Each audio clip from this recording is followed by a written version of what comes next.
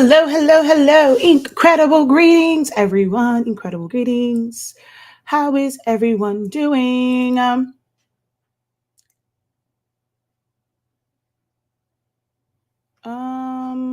Okay, wait a minute. Something funky is going on here because I don't see. Okay, wait. Let me just refresh. Okay, there we go. All right, there we go. So my goal is not to be on here too long. I have so much designing to do, but it's Friday. And I've been trying to be consistent with doing my Q&As, and I have sessions on Wednesdays and Fridays. So I was like, before I get into this long day of designing and creating, let me go ahead and do this help session now. So that's what we're going to do today, answer some questions. I did see a few questions in some of the groups I'm in, and I think I'm going to start us off with those questions and answer those, and hopefully it will lead to you guys having other questions. Want to make sure, because the last time I was not added to the stage, so I am added to the stage. Let's make sure. I'm going to turn my mic down because it is all in my face. So I'm probably screaming in your ear right now. If you can hear me, clap once. If you can hear me, clap twice. So let me know, guys, in the comment section if you can hear your girl. Am I coming in loud and clear? And let's go ahead and put this phone on Do Not Disturb. There we go. And then let's head on over to the book of the face of it all and change our audience from only me to public. That way others can comment and also share it out. So let's go ahead and change that. And then I'm going to go ahead and share it out to my groups because, of course, it's not broadcasting in the groups right now. So we're going to do that. All right, so let's go. Hey, creators. How are you doing on this good old Friday? Let's put Incredible Friday. I like that better. Y'all know, anytime I can use the word ink, I'm here for it. Or I could use Amazing Friday. Anytime I can use that, The other day, MJ was laughing at me because I literally answered my phone, Incredible Greetings, and he was in the car, and he cracked up, and he's like, you don't know how to turn that off. No, I don't. I'm so used to saying it that literally, like, that's how ingrained your branding should be, to where in your regular, I'm doing air quotes, everyday life, it still comes up. So I'm literally answering phone calls, Incredible Greetings. Now I don't say the professor, just like in regular calls, but I find myself using Incredible quite often.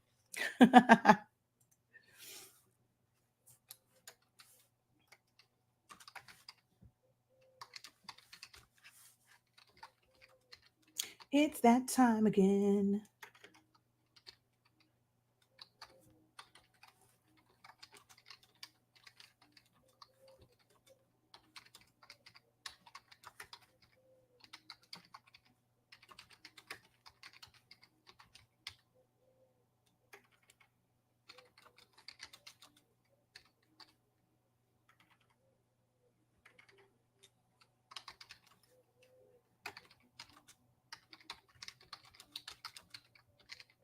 Oh, wait, I was supposed to check to see if you guys can hear me. Hold on, let me go to my comment section. Okay, so far so good. I see the claps. Thank you, thank you, thank you. Thank you, thank you. Thank you, thank you for letting me know that we are loud and clear. Okay. All right, so let's see.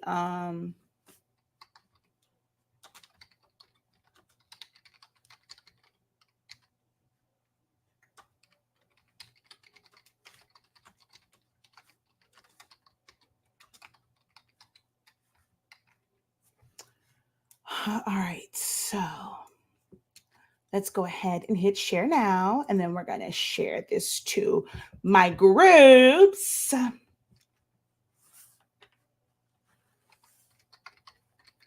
So I'm going to actually, so this is being broadcast to Silhouette Anonymous, which we hit another like increase, like another, I like the round numbers. So as I said, like milestone. So we hit, how many on this one? We hit 36,800 subscribers. So that's pretty cool.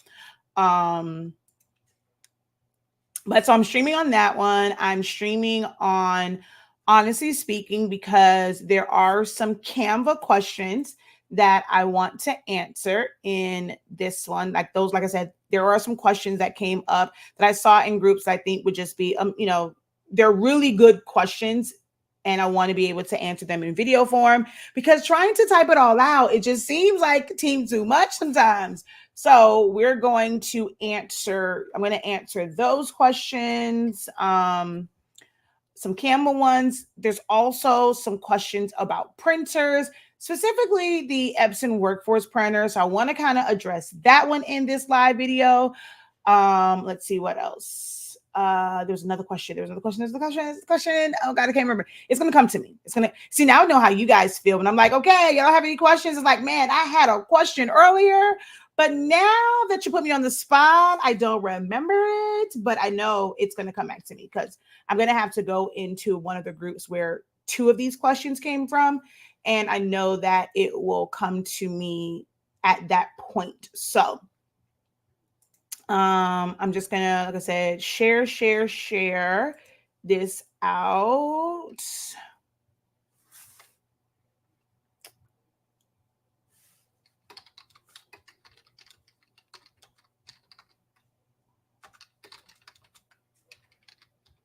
I should have put this actually in the first ones. I am answering some questions on printers. Sizing in, it's not technically sizing in Canva, but there was a post that I saw in Canva.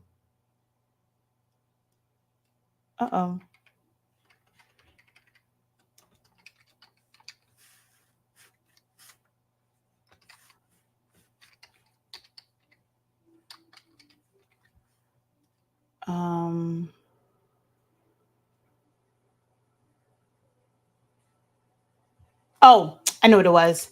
And pricing. Because that was a question that I got. All right. So let's recopy this and post. And then we're going to go here.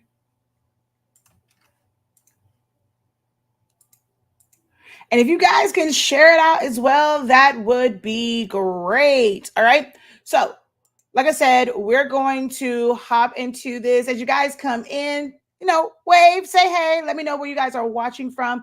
And you guys can start posting your questions, now. So I'm going to give this a true starting point. I'm going to just do the 30-second countdown. I'm not going to do like the music like I normally do. I'm just going to do a 30-second countdown. And then we are going to get into answering some of these questions. All right. So sounds good. All right. I'm not going to give you time to answer. I'm just going to get into this. All right. So here's a 30-second countdown.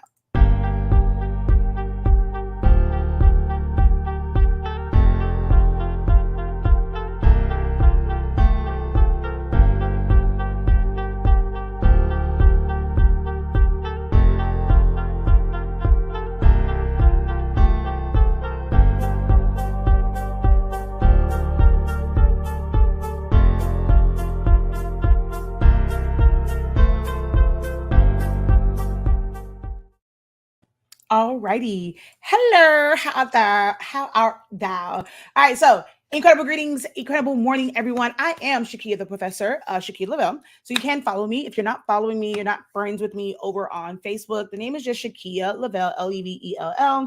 It is not a personal account because Facebook took that away from me. It is the account that I communicate with all of my crafters, all of my creatives.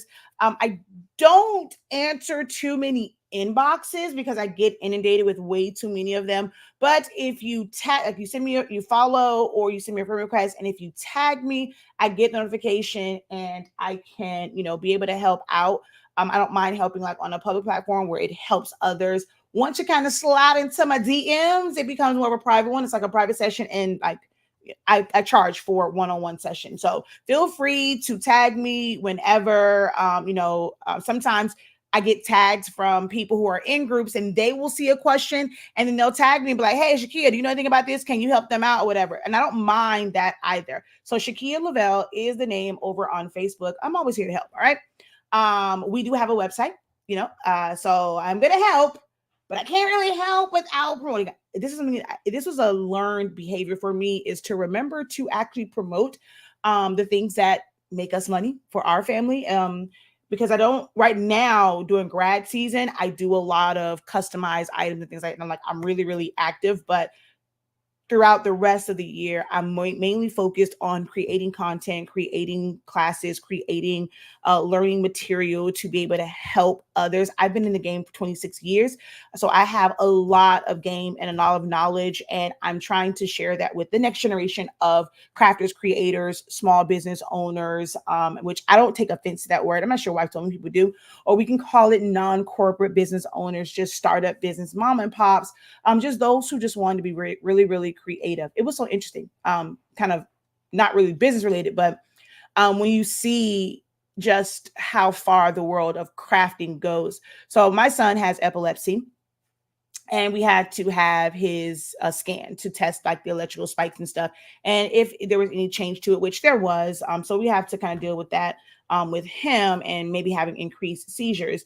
But when we were checking out, we had already kind of the room. We had to wait for some information. So they had us go into like the family room. And the first thing I see when I walk in there is a Cricut. So now the Silhouette girl in me was like, wait a minute now, why they got a Cricut? But to be fair, because Cricut can work from like a phone or a, any device, you can work from a phone, an iPad, tablet, if you have a computer, and not have to really be like hooked up to it. I know that that's actually an easier thing to maybe have in that setting, but the Silhouette girl in me was like, hold up, why we ain't got a Silhouette up in here? But in this instance, like especially on the crafters, the DIY and just convenient level, it is, it is what it is, right? Because you can fully design in their program mobily, you can set it to cut. Whereas Silhouette Studio, you have to have designed it first. There is an app where you can cut from your phone, like, send it to cut if you have the 4 or the 5, but with like just designing and stuff, you can't. So I understood that, but it was kind of interesting to go into like, it was like the family like room, whatever, and there was a Cricut in there. I was like, oh wow, that's kind of interesting. Like that's my world.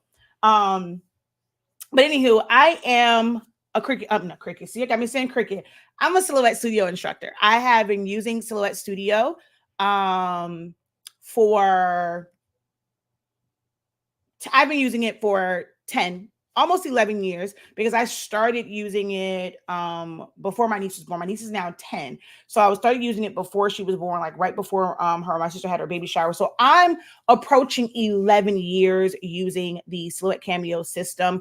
It's something that I fell in love with. I have been designing for many, many years. I know at some point I'm going to hook my camera back up.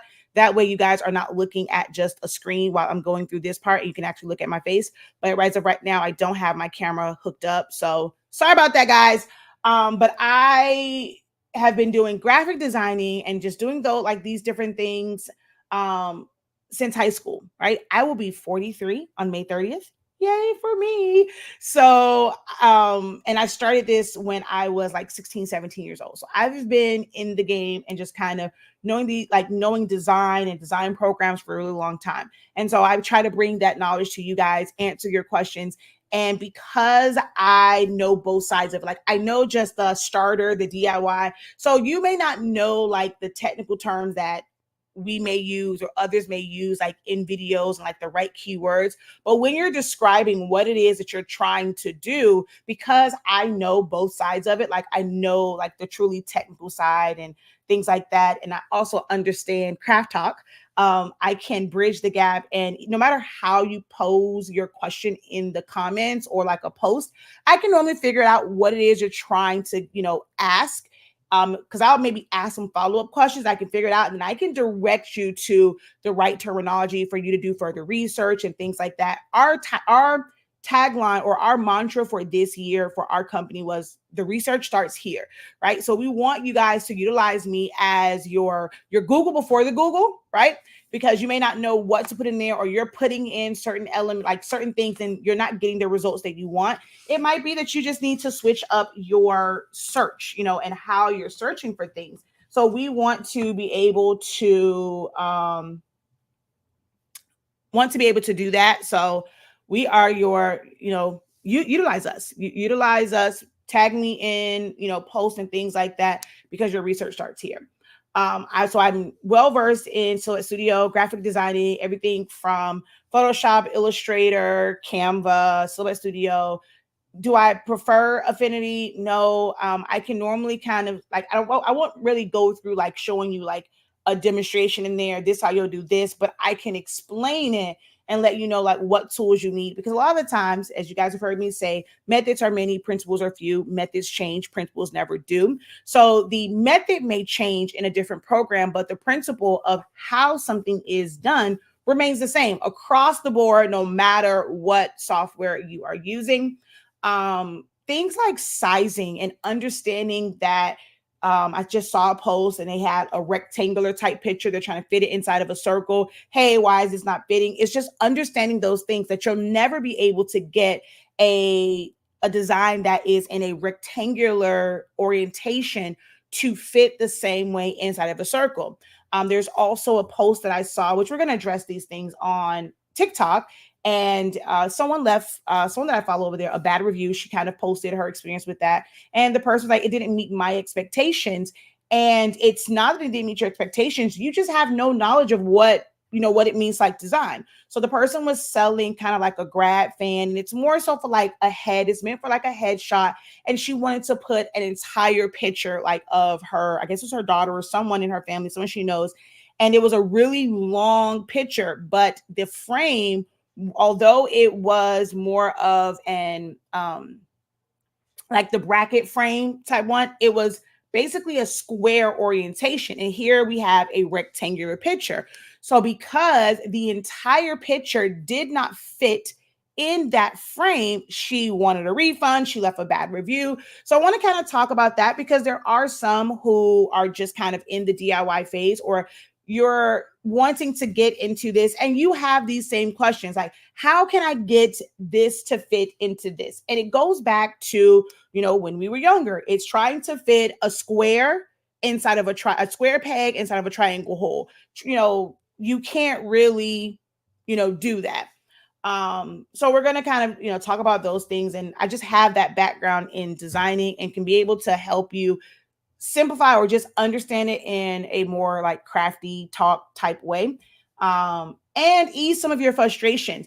I find that a lot of people end up frustrating. They end up doubting themselves and feeling like, hey, I'm doing something wrong. And it's not that you're doing something wrong. You just don't understand yet because no one has introduced it to you, because we just want to jump into the actual projects and products and things like that we didn't take the time to understand that you cannot do this. It doesn't matter what program you use. You can't make this do this thing. And if it does, you're going to lose some of your image in order for it to be proportional. So we're going to kind of dial it back a little bit and go back to some of the basics that's frustrating a lot of beginner creators and crafters for just information you just don't know. And the more you ask questions, the better. If you want to grow, you can't be like ashamed or feel like, hey, this is a silly question, or I should know this. Oh, this is this mega group. There's all these people here. I don't want them to look at me like, duh, how are you selling and you don't know this? Because I mean, the scope of what we do as crafters, like if someone can be a crafter and they can be really, really great in one area, and now they want to venture off into a new area. This is something that is new for them. And so they're exploring it, and we don't want to feel like people are going to judge us or, just kind of shun us or shoosh us off like, oh my God, how can you X, Y, and Z? Because this is a new, like, hey, I have experience in other areas. This is a new venture for me. So I want to just be that, like, extend that olive branch, allow you guys to post your questions, but you have to be willing to post your questions. You have to be willing to be vulnerable. You have to be willing to kind of expose. It's going to sound like a bad word, but people take this word bad, but you have to be willing to expose your ignorance, right? Like the things that you just don't know in order to get the answers. And so I just want you guys to know that this is a safe space to be able to do that. All right. Printer wise, there's not much that I don't know about printers. Business, advertising, marketing, branding. Like I told y'all, I'm so embedded in my branding. My license plate, is branded with our business stuff. I answer the phone sometimes with incredible greetings. So, I know a little something about branding and marketing. I have been here for, like I said, some people came on the scene, pandemic and whatnot. I've been around for a really long time and I'm still here. Okay. So that's just a little bit about me. Feel free to drop your questions. We're going to now get into it. Oh, well, I said all that. We do have a website, shop.hsinc365.com. Here's where you can sign up for our classes. We have some challenges are really, really affordable, but you're going to learn a lot in these design challenges. So if you scroll down to the bottom, you're going to see some of the design challenges there. They are all absolutely amazing. There's actually 7 of them, all amazing. You can learn a lot. And then we have other classes that also get you access to our exclusive Facebook community, the Student Union. And that's where you can ask questions and I can do 15-minute videos. Like, if it's like something I can answer like in 15 minutes or less. We have amazing sublimation products such as our paper, our ink. Our paper allows you to sublimate 365 degrees, 30 seconds using plain paper setting. You don't have to use premium matte, which uses up a lot of ink and just sucks up your ink. We have like our template vault. Our ink is 140 milliliter bottles, more bang for your buck. Most people buy our ink if they have an EcoTank printer and they won't need to buy ink. Especially if they're like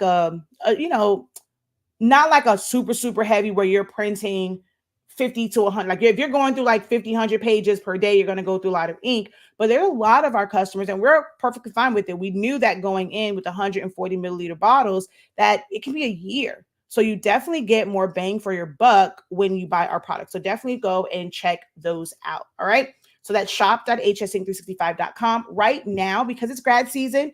And that is something that's very special to my heart. All 8.5 by 14 and 11 by 17 sublimation fast dry paper is 20% off? 24% off. There we go. 24% off. No coupon required. You're going to see it on there that's going to say grad season, but no code. It should be automatic for 8.5. Thank you in advance for anyone says bless you. For 8.5 by 14 and 11 by 17 paper. You're going to see that it's going to be automatic. So definitely go check that out. And we're still in pre-order for the rolls. So I got to move that up. But right here is the pre-order for the rolls, tacky and fast dry. So definitely check that out. Fast dry rolls are on the website. We are sold out of all the tacky ones. All right. So there we go. Let's get into this. I'm going to go ahead and bring my Silhouette screen over here and open up a new one. All right, let's see. I think I saw a comment or a question here. Let's see. Good morning. New to your group. Philly in the house. Welcome, welcome. In West Philadelphia, born and raised on the playgrounds where I spent. Hey, Professor, great work. I want a stole done for graduation. Does a stole have to be a sublimation stole or can it be a silk or satin stole? I know you know what temp. I know you know and what temp and how long. So with the stole, sublimation works with synthetic fibers. Silk, if it's actually silk, is not a synthetic fiber. Silk is made from silkworms. That's a natural fiber. So you cannot, and there's actually not any silk stoles I've seen like graduations. They're all satin, right? And you can use that and be able to do it with sublimation. You can press DTF to it. You can press HTV to it. So it just depends on how you want to make the stoles. Everything doesn't have to be like a full-on, full bleed sublimation stole. So for me, I cannot speak to any other ink and paper products other than ours. So although I'm able to help, I have stopped. I will say that I used to answer a lot of questions and be able to help with other brands, but why? Like, if they have a brand and they're not able to help you answer questions, like, and all of the information just comes from other people, and you can never speak to someone they don't even really know, they just probably just have a product out there. I'm not going to help you, like, like it's not benefiting me any, because no one really pays, or sends super chats and all that stuff when we're doing this. So I have stopped answering questions and providing help and tips for other people's products. All I can answer for you, and I know it's like, well, I already have all this paper, I may not be able, you can try our sample pack. It's very affordable to be able to get the sample pack to at least try it out.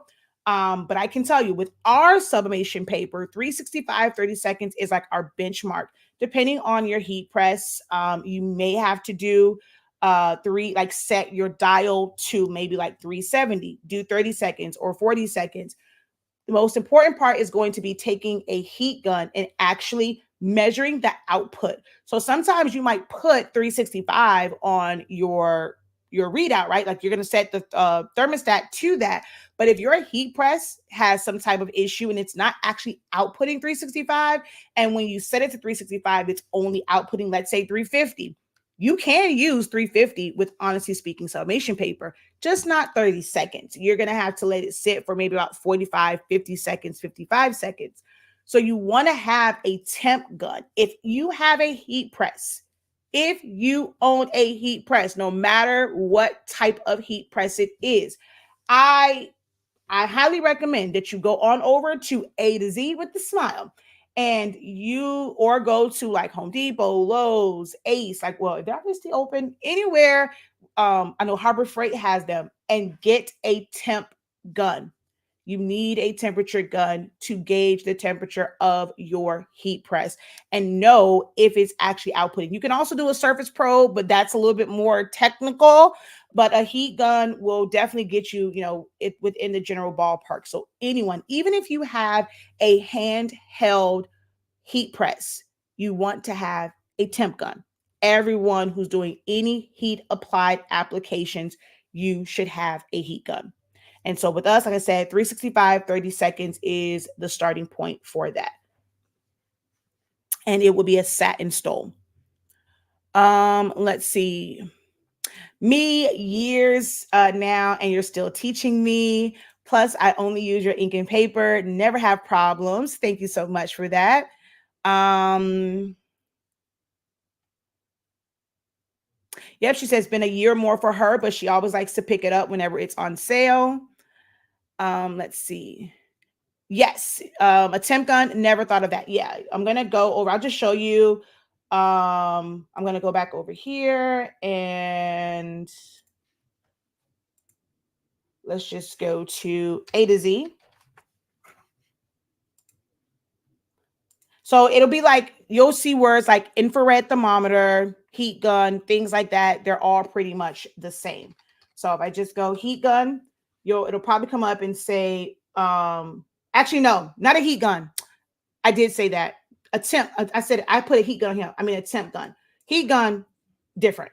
Temp gun or infrared thermometer is what, see? So you'll see it here. So infrared temp gun, or you'll see infrared thermometer, things like that. Not expensive at all. You definitely want to get one of those. All right. So everyone should have, I'm not sure, did I say a heat gun? But a temp gun. I guess I said a temp gun because you said a temp gun. Never thought of that. Yeah. So you want to get one of those. All right. You are very welcome. All right. Let's start this off. I'm going to start off with printers, and hopefully I don't geek out. If you are not new here, you will know that your girl loves printers.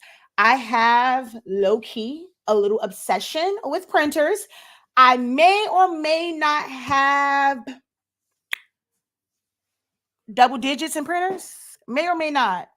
but I'm not gonna tell you the number because I'm not gonna let y'all judge me. But no, actually, it's something I really should talk about because so many people think that you can have one printer and it will service all of your needs, and that's just not the case. Like I have a lot of printers, and they all serve different needs and different purposes in my life, right?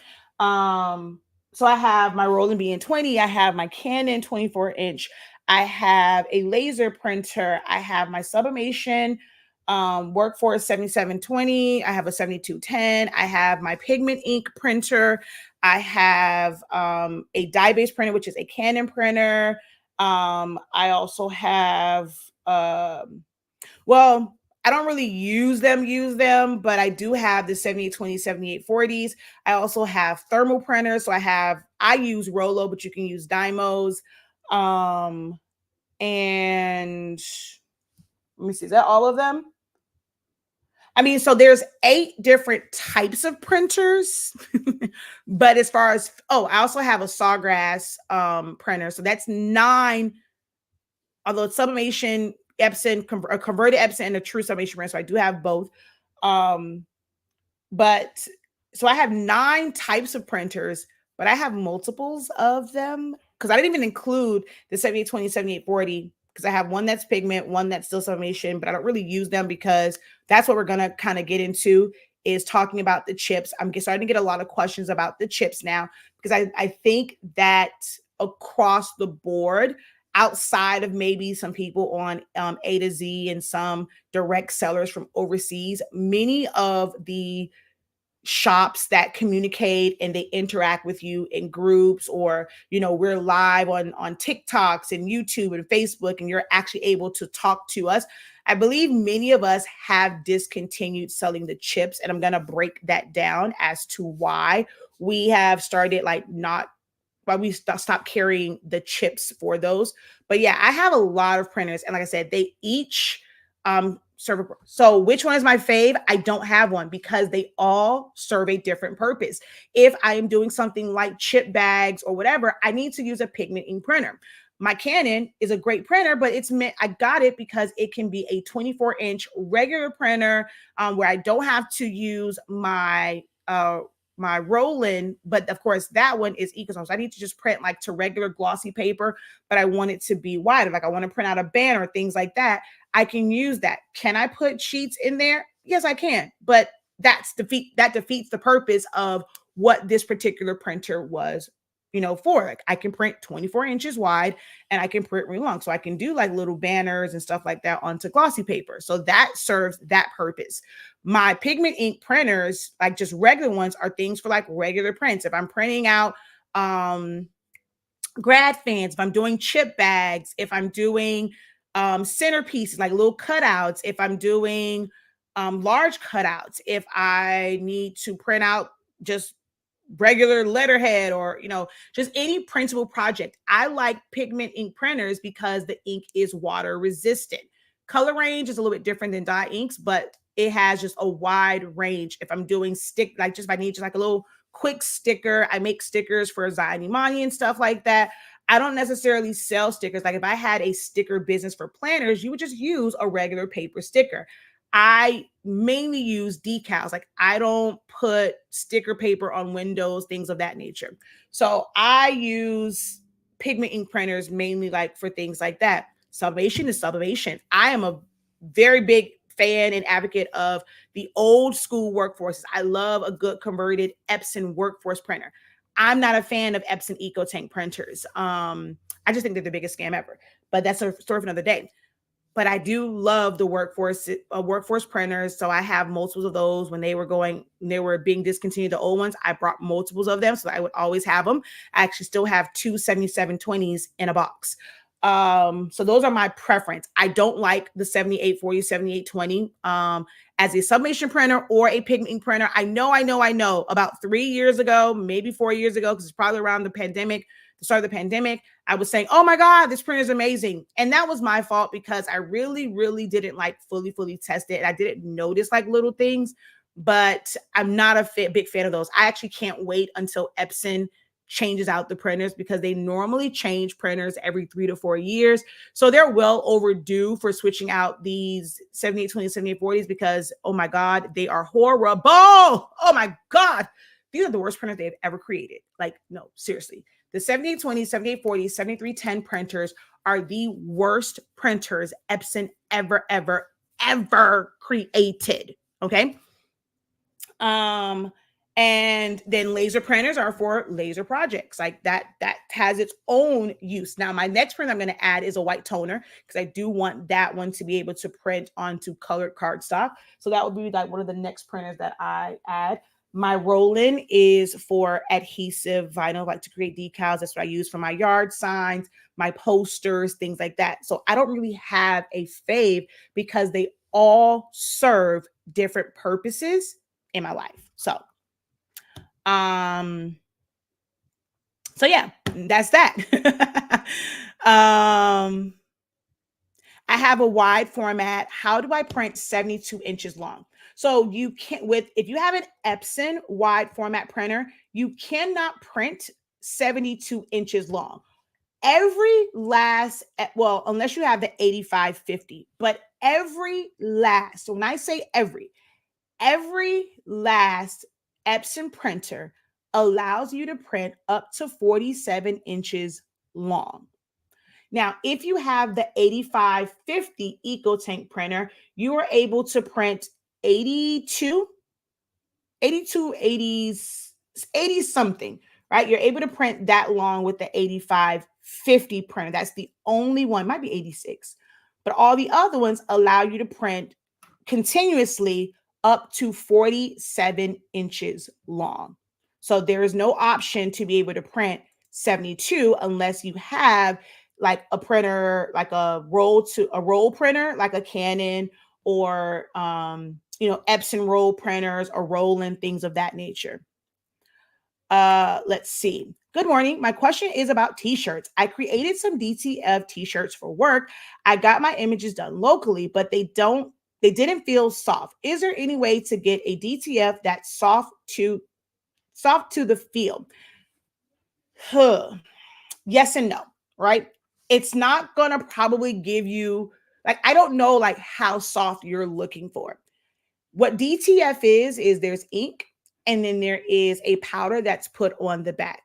Some can feel lighter than others and not feel so plasticky based off of the quality of the adhesive powder that they use. All DTF powders are not created equal. That ends up being like an issue where people think, oh, it's just DTF. It's all the same. The same way that all sublimation ink is not the same.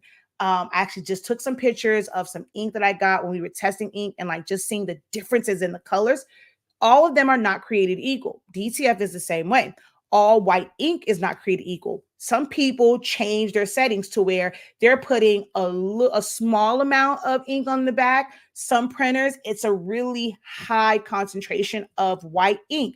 That white ink is not like the others, not translucent. It's what makes it opaque. So if it's a super thick one or their settings is putting down way too much white ink, which is a stiffer ink, that combined with the adhesive powder is going to affect how it feels. So there is nothing that you would be able to do. It's about the company that you order from. So my only recommendation would be to order prints from multiple companies.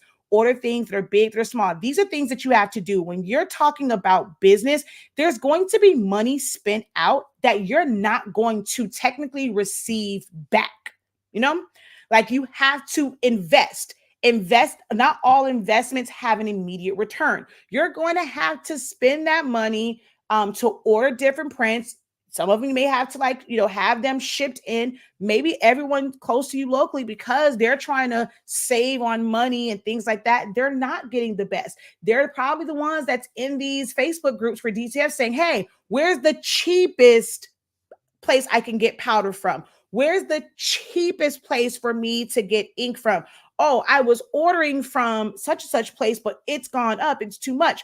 I want cheaper. And when they get cheaper, they compromise on quality versus adjusting their prices. If your supplies goes up, you don't, and it's working for you and it's great, you don't necessarily now go and just immediately switch to the cheapest thing. You want to try out different ones, which is kind of hard when it comes to printers because you have to fill it up, it has to be to a certain level to be able to try it out. So that can be kind of difficult with trying out different inks and things like that when it comes to DTF or just really any printer.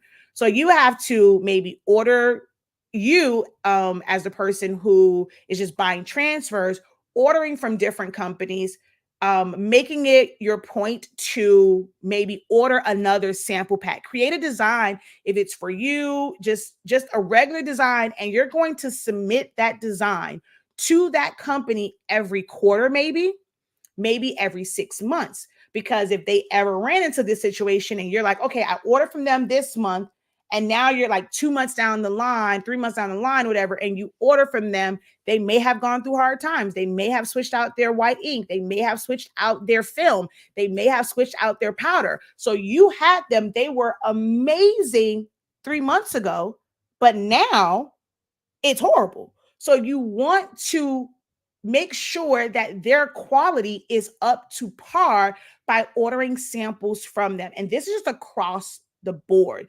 I'm always ordering samples from any vendor that I use. You want to make sure that our paper quality is the same. That's why we have a sample pack. Order that. Make sure that the quality has not changed. Now, ink is the only thing that you can't really buy a sample pack of. But just maybe requesting, a print, and we can send that to you. You're gonna have to pay for shipping on it, and just seeing how like the colors and stuff or the ink is coming out. Or you can always submit your design to our print part of our company, HS Ink 365 Prints. We print out for you, we send it back, and you can kind of get a feel for how our colors are now producing. But you always, always, always want to test your vendors. That's a pro tip for you guys, okay?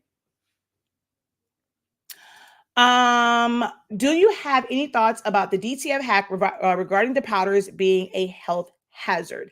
So it's not been confirmed that powders are a health hazard, like specifically the DTF. That's just for any powders. Like, when it came to just powder in general, how they were made, and now they're using cornstarch instead of talcum and things like that. I think LeBron had to maybe edit or change how he did like the little powder thing, whatever, because that goes up, it comes down. People are breathing that in. I think there's a certain way that he has to like do that. It's an aerosol. Like, so if you're putting powders and it's like little particles in the air, everything that we breathe in every day, the dust, the debris, all of these things, they are pollutants that can affect your breathing. They get in your nose if you're consuming so much of it. So wearing things like a mask just to simply protect, you breathing it in as the powders are churning and turning.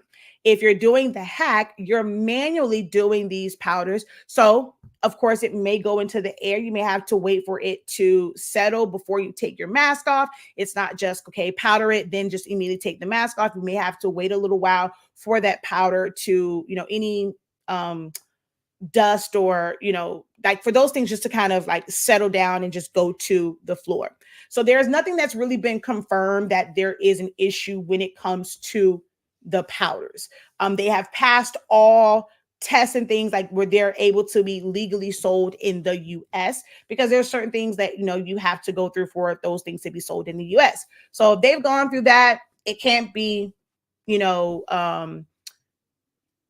like toxic in like the initial testing. I mean, things like talcum powder and the talc, we use that for how many years before they changed that, because, a few people had, reactions to it. They end up taking that out and doing cornstarch. Well, some people may not like cornstarch. So there's always a risk in everything. You just have to take the necessary precautions for whatever health risk you have. Now, in general, I'm not a fan of the DTF hack when you're using sublimation printers or using a regular printer. I just think I never talk about it, never teach on it. I don't recommend the DTF hack at all. But as far as the powders, there's not enough to make a decision or to give any type of feedback when it comes to that. I know that there was a whole thing that was going around because of someone. They're saying it could be potentially from X, Y, and Z, but it also wasn't confirmed, because there's they live with other risk factors as well. Okay. I purchased a chip from Amazon because you were sold out. Are they for, yes. So let's get into that right now. Okay. So we're at about like 44 and a half minutes. All right. We're going to talk about the Epson 7820, 7840, and 7310 printers. Okay. So with these particular printers, they have a longer cartridge. They're not like the old school Workforce 252 cartridges. They are an 812 cartridge.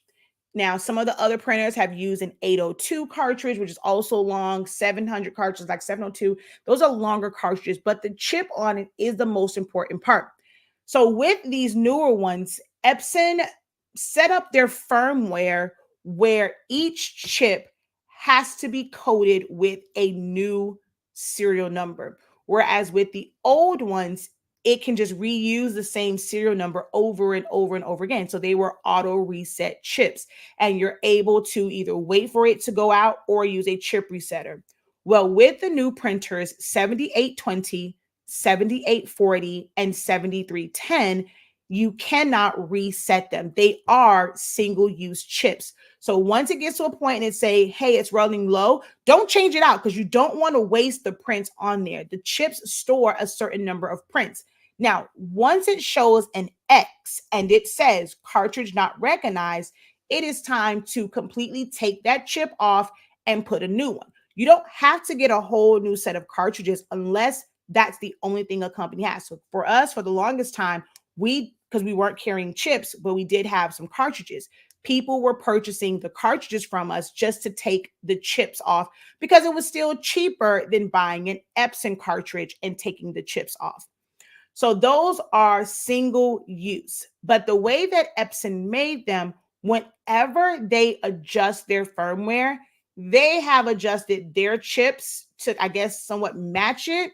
But it's also kind of weird because if you still had an old set of Epson cartridges and you put them in the printer, it would still work. So I don't really understand like kind of how they did that. But when it comes to the third party ones, they have to keep up with the current firmware.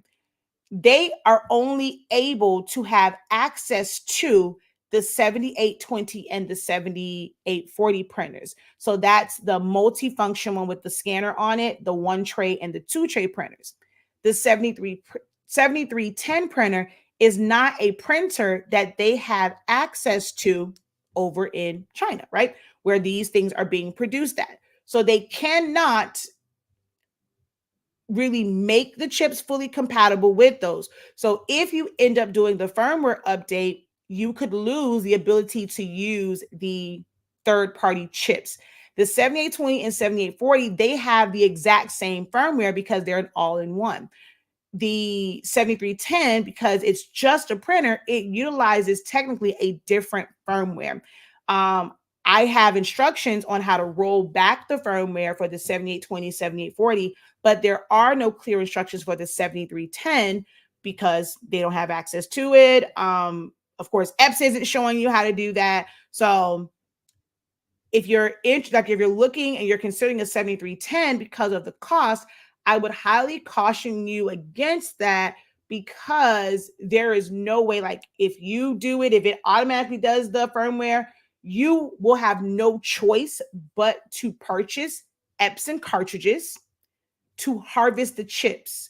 That ink that's in there is no good. You cannot use that in any printer. The chip is what controls the printer. With no chip on it, the printer cannot read it. It's not going to work. There's also no chipless firmware for the 7820, 7840, 7310 printers. So it's not like, okay, you can just have these, just put them in there and just like, okay. Now there are other printers that have chipless firmwares. This is not one of those printers that have a chipless firmware. So HS Ink 365, we have decided to not carry those because although we have the disclaimer on there, you are purchasing this at your own risk We are not going to issue refunds. You have people trying to do chargebacks. They lost every single time because we have it clearly stated everywhere. Like you knew beforehand, there is a box to check, like all these things. So every time someone has tried to do a chargeback, we've won, but it's also a lot of paperwork, a lot of screenshots, a lot of messaging that we have to do. And that's just tiresome. So we stop carrying them because we don't know. Like there's no way for us to know which firmware you have. And that's a lot of work for us to go and keep up with, okay, Epson changed to this firmware and leaving all these notes. Oh, if you have this firmware, you can't use it. If you have this one, you can't. Like that's just too much. Y'all don't pay us enough for that. So we decided to not carry the chips anymore. If you are going to get and utilize those printers, for sublimation, my recommendation is going to be to just purchase the Epson cartridges and you're going to harvest that chip. I have a video how to take the chip off, how to modify the clip on your reusable cartridge to be able to fit that chip on it. The cartridge is reusable. The chip is not. Makes understood? I would say makes sense. Guys, understand that. The cartridge is refillable, reusable. The chip is not. All right. Incredible morning. Hello. My tray 1 continues to jam on my 7210. I can only use tray 2. I've checked for all paper jams. I've changed the trays, checked the bag, keep spitting out the paper. Then there might be something that's stuck in there. It broke in there. It could just be the motherboard has gone out for how the mechanisms work. There's probably nothing that you're going to be able to do. If it's jamming with all papers, even if you put a regular sheet of copy paper in there, then something has malfunctioned for that particular tray. And you just have to use your second one or use the rear feed. Me again. Hello. My ET2400 converted printer is leaking black. Is that normal? Can it be fixed or should I buy another printer? Right now it has a clog somewhere, so I'm leaning towards a new one. Clogs are really, really hard to clear from EcoTank printers. So that alone, if you've done a few pre-head cleanings, if you've done a power cleaning, you've let it sit and it's still not working, clogs are really, really hard to clear when it comes to Epson's EcoTank printers. My recommendation would be to just go ahead and get a new printer. Is it normal? Should it be normal? No. Is it very common? Yes. I actually had that happen with me. I'm filling it and I'm like, where the heck is my cyan ink going? And then as soon, like I didn't notice it because of how my desk was. I lifted it up, all the cyan ink was underneath it. So I don't understand where the leak was coming from. I took my ink, I put it on there. It should just be going into the tank. So is it common? That is a very, very, very common issue with the Epson EcoTank printers, especially the smaller format ones. But should it be normal? It should not. So my recommendation would be to look into a new printer. If you don't order detail transfers, what's your go-to? So it just depends on what it's like for. For some things, detail transfers are really like the only option. I do know someone that has a white toner printer, but they are a little bit more pricier than getting the DTFs. But if it's like a last minute thing for me, I have someone that has a white toner printer and I will order, white toner transfers, and they will actually just send it to me with the print. They don't have to necessarily mirror them because I know how to do that. So I've had some people just print it for me. And some people have mirrored them for me, but I would go white toner. If it's depending on the volume of them, I would go screen print transfers. I absolutely love screen print transfers, especially single and like 2-color, because you can get a small number of transfers. Now, if you're getting into like the full color transfers, you want to be ordering like a significant amount of them, as long, of course, it's the same exact design. But screen print transfers, I'm not a huge fan of the printable HTV and using it with my Roland. I have done it, but again, it depends on the design itself and how it's set up. Because if it's still a bunch of weeding, I might want to deal with all that, like it's all the inner pieces and things like that. So I do have like a lot of options. I'm still a big fan of Jet Pro 3G for dark, which is for dark garments. I even use it on white. So it does have more of a harder hand feel. Kind of, it's loud when you touch it, but for quick things, memorial shirts, like just shirts that's like, they're going to be like their everyday shirts, I still use them. So I love Jet Pro 3G still. I print it with my workforce printer. Yeah, so I have a lot of options for dark shirt. DTF is new. As I said, I wasn't like thoroughly like, oh my God, this is so life-changing. This is game changer, because it was just another option. Like, and the other options worked for me. Hi, I just need a basic printer for favors, chip bags. Will the lower end pigment Epson printer, wait, what do you recommend? Oh, I guess you're asking, will that work? So Epson does not have a lower end pigment ink printer. Theirs would be like the cheapest or least expensive pigment ink printer that you can purchase would be a workforce. It's going to be a cartridge based printer. Epson doesn't have any small format pigment ink printer. The only EcoTank pigment ink printer that Epson sells is the Epson 16600 and 16650 printers. They are up there. We're talking $1,000. So the 16600 right now at Best Buy is $899. So basically $900 when it's normally 1,000. And then you have the 16650. So right now it's on sale. The 16600 is on sale everywhere. That's also the only converted printer that's available on the market that I recommend for converting for sublimation. I don't ever recommend 15,000s, 8550s, 2800s, 2803, 2400s, 2720s, like all of those. I don't ever recommend any of those printers for converting to sublimation. I only recommend printers that are pigment ink based for color, for getting more accurate colors and opening up the color range. So the 16650 is $1,000. It's normally $1,100.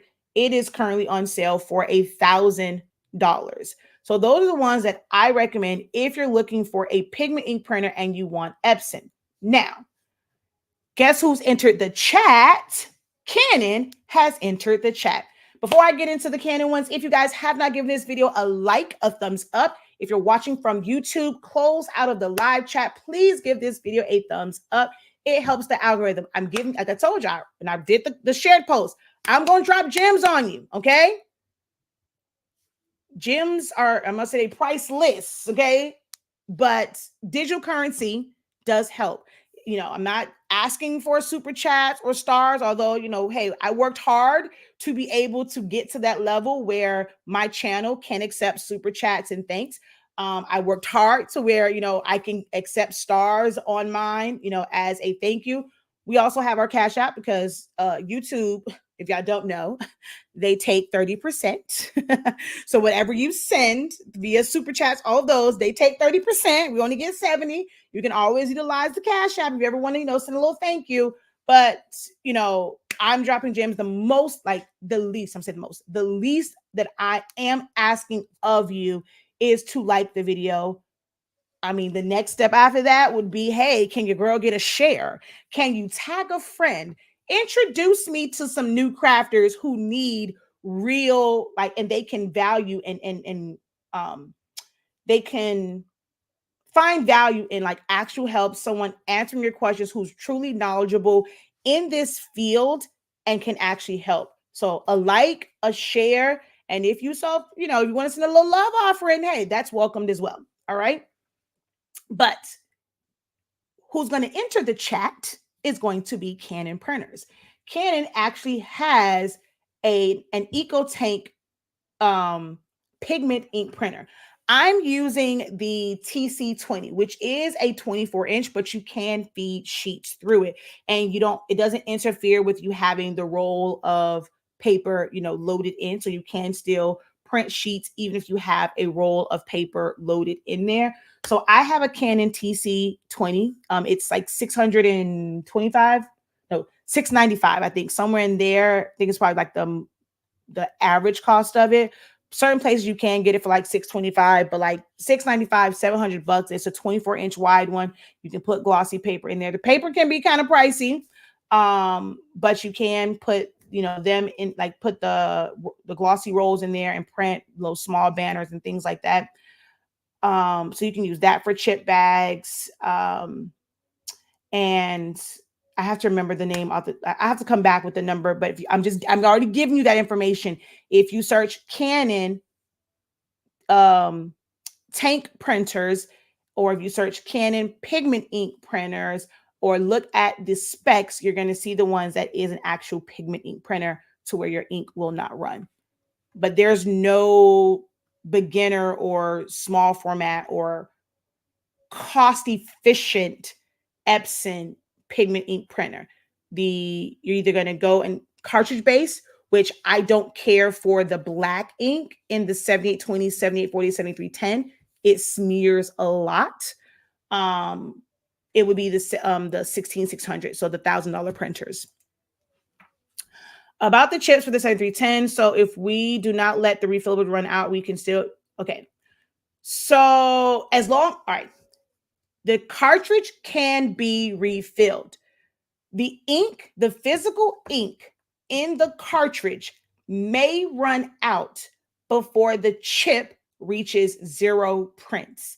So you keep filling that cartridge up with ink. The amount of ink in the cartridge has no connection with the chip and how many prints you are able to do, like you have left. So until that printer shows you an X, not an exclamation mark, not one that says this is not a genuine chip, not a low ink, until it shows an X and says cartridge not recognized, you will continue to put ink in that, like physical ink into that cartridge. Once it shows an X, you will have ink still in that cartridge, but that chip no longer works. You need to put a new chip on it. Okay. She says, why am I at work taking notes? Yes, I love a good note taker. Yes. I love how much knowledge you have on all things. I have my ink, but I have two 7210s. Just with one, I just use regular ink Sublimation. So, yes, I still use the 77 series. So I don't have the 7710, which is the one tray. I have 7720s and a 7210, but still in the same range. It's the 252s. We still have syringes and needles for it. We're actually going to get some more cartridges for that one because I didn't realize so many people were actually still using it. So we kind of slowed down on them because everyone was kind of going into the eco tanks and we didn't want to be stuck with a bunch of cartridges. But I didn't realize there's a lot of people still using it, and you should change out your cartridges every couple of months because they're constantly taking them in, taking them out. There's can be wear and tear on them. But yeah, I'm the same way. I use one for regular. Actually, I use 2 for regular and 2 for sublimation. You're welcome. I only want to use HS Ink supplies, so I'm looking for a new printer that can. So you can use HS Ink. We sell ink. Our ink is made for those printers. So you can definitely use HS Ink supplies and the sublimation paper. So yeah, see, some people love that. If you're using it, are using it as a regular printer. So some people are using it as a regular printer. They love it. To me, it prints way slower than its predecessor. So I am like, oh my God, this prints so slow. And then the black ink is a pain in the ASS. I like 3G 2. So oh wait, where's the super chat? I just saw that. I love to send you super chats. You never stop giving the best information. I wish others would send. Appreciate. Thank you so much, Miss Dawn. Appreciate it. All right, so all right, that was the printer spiel about the 7310 and all that stuff. So let's talk a little bit about printing and printing longer, okay? So I'm going to come over here to Canva. All right.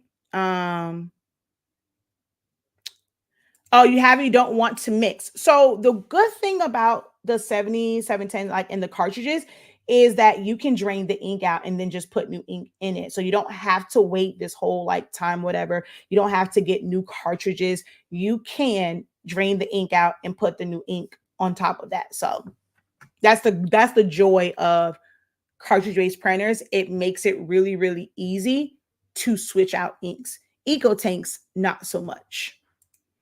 All right. So Canva is a program and a system that is trending. I will say, I have never been more frustrated in my life when it comes to designing and trying to use Canva than I was last night. So I have a project, which I'm not even going to say what the project is, because then I don't want a whole bunch of questions. Or are you going to teach that? I need to get through this particular project first. But I have a project that I am working on, that I'm doing. As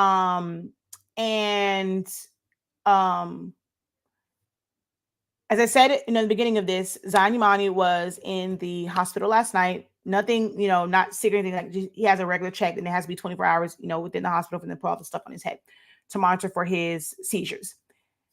And so I thought I would be able to, because I'm just stuck in the hospital. It's the perfect time to design, do certain things. And this particular project, Canva would technically make it easier, because I will be able to share it with the person who's going to add the information to it. And I can literally see the changes in real time. So Canva, perfect option for what I'm working on. The Wi-Fi in the hospital was completely spotty. It kept going out, and it made it a nightmare. I could never rely on a system that is completely internet-based. Could I have done it on my phone? Because, I can just use the cellular, data. But for what I was doing, even with my stylus, it was complicated. I couldn't use the two monitor. I just needed a bigger monitor. Being able to copy and paste from one window to the next, because I was using certain templates, impossible to do from my phone. I needed the computer. And when you don't have access to the internet, it's ridiculous. Having access to certain fonts, you can design certain things and move things around, but certain fonts, or being able to copy and paste from different browsers, different windows, it was just a lot. And I just gave up, and I'm like, oh my God, that's what I have to finish doing that one. I'm probably going to do that this weekend, because I have some other pressing designs I have to work on. But Canva is a system that a lot of people are gravitating to, because of the templates that are in there, because of the elements that are included, because you have a large, and I do mean large, library of fonts. You can always, of course, add your fonts to the system, but they have a library of fonts that you have access to. They have free fonts. They have fonts that are within the Pro. So a lot of people are, like I said, gravitating to learning this program, this software, and they are using it. I'm in a group, a lot of members over there, very helpful group, all things Canva. Go check it out if you're looking, to get into Canva and you just kind of want some help from a group that is dedicated to Canva. They are very serious about that. Hey, don't come over here asking questions in this particular group. That's not about Canva. We have other groups. So if you're just looking and you want to have a one place for Canva, all things Canva, it's a Facebook group, go ahead, join it. Right. I'm not an admin. It's just a really cool group that I try and answer questions in every now and then. Well, I'm answering questions every single day. So I'm not affiliated with the group in any way, shape, or form. So that, hey, that's just a genuine recommendation, all things Canva, right? So the issue, though, that I'm finding with people using Canva is not understanding that you have to set your design page up to the size that you are going to print to.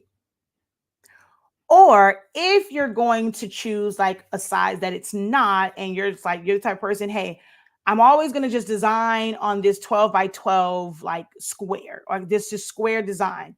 Well, when you want to go print it, if you're not going to go into a print or a design program to be able to set a design page size, you have to save it, create a design page in Canva that is the size of the page that you plan to print to, and then be able to print it out without going through a software.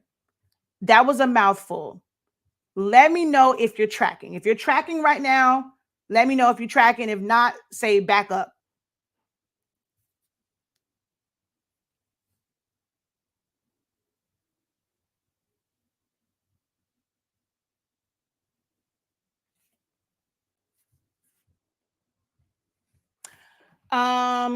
Canons are not heat-free printers. Every Canon printer uses a thermal print head, so it is not ideal. There is someone that is on YouTube using the TC20 as a sublimation printer. It's not recommended because it uses heat, so you're already starting to release those gases as it's even printing onto the paper. So it's not recommended because it's not a heat-free print head.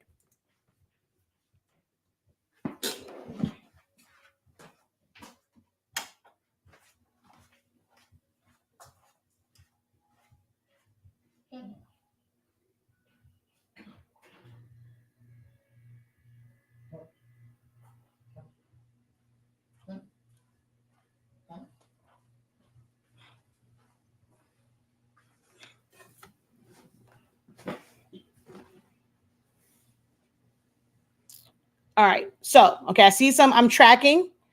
Okay, so what am I backing up to? So I see I'm tracking. I saw a couple of trackings. All right. So, Facebook is not being kind to us right now. We don't have a lot of folk over on Facebook.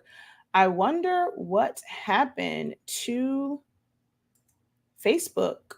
Did Facebook end my live video? I was wondering why those numbers kind of dropped like that.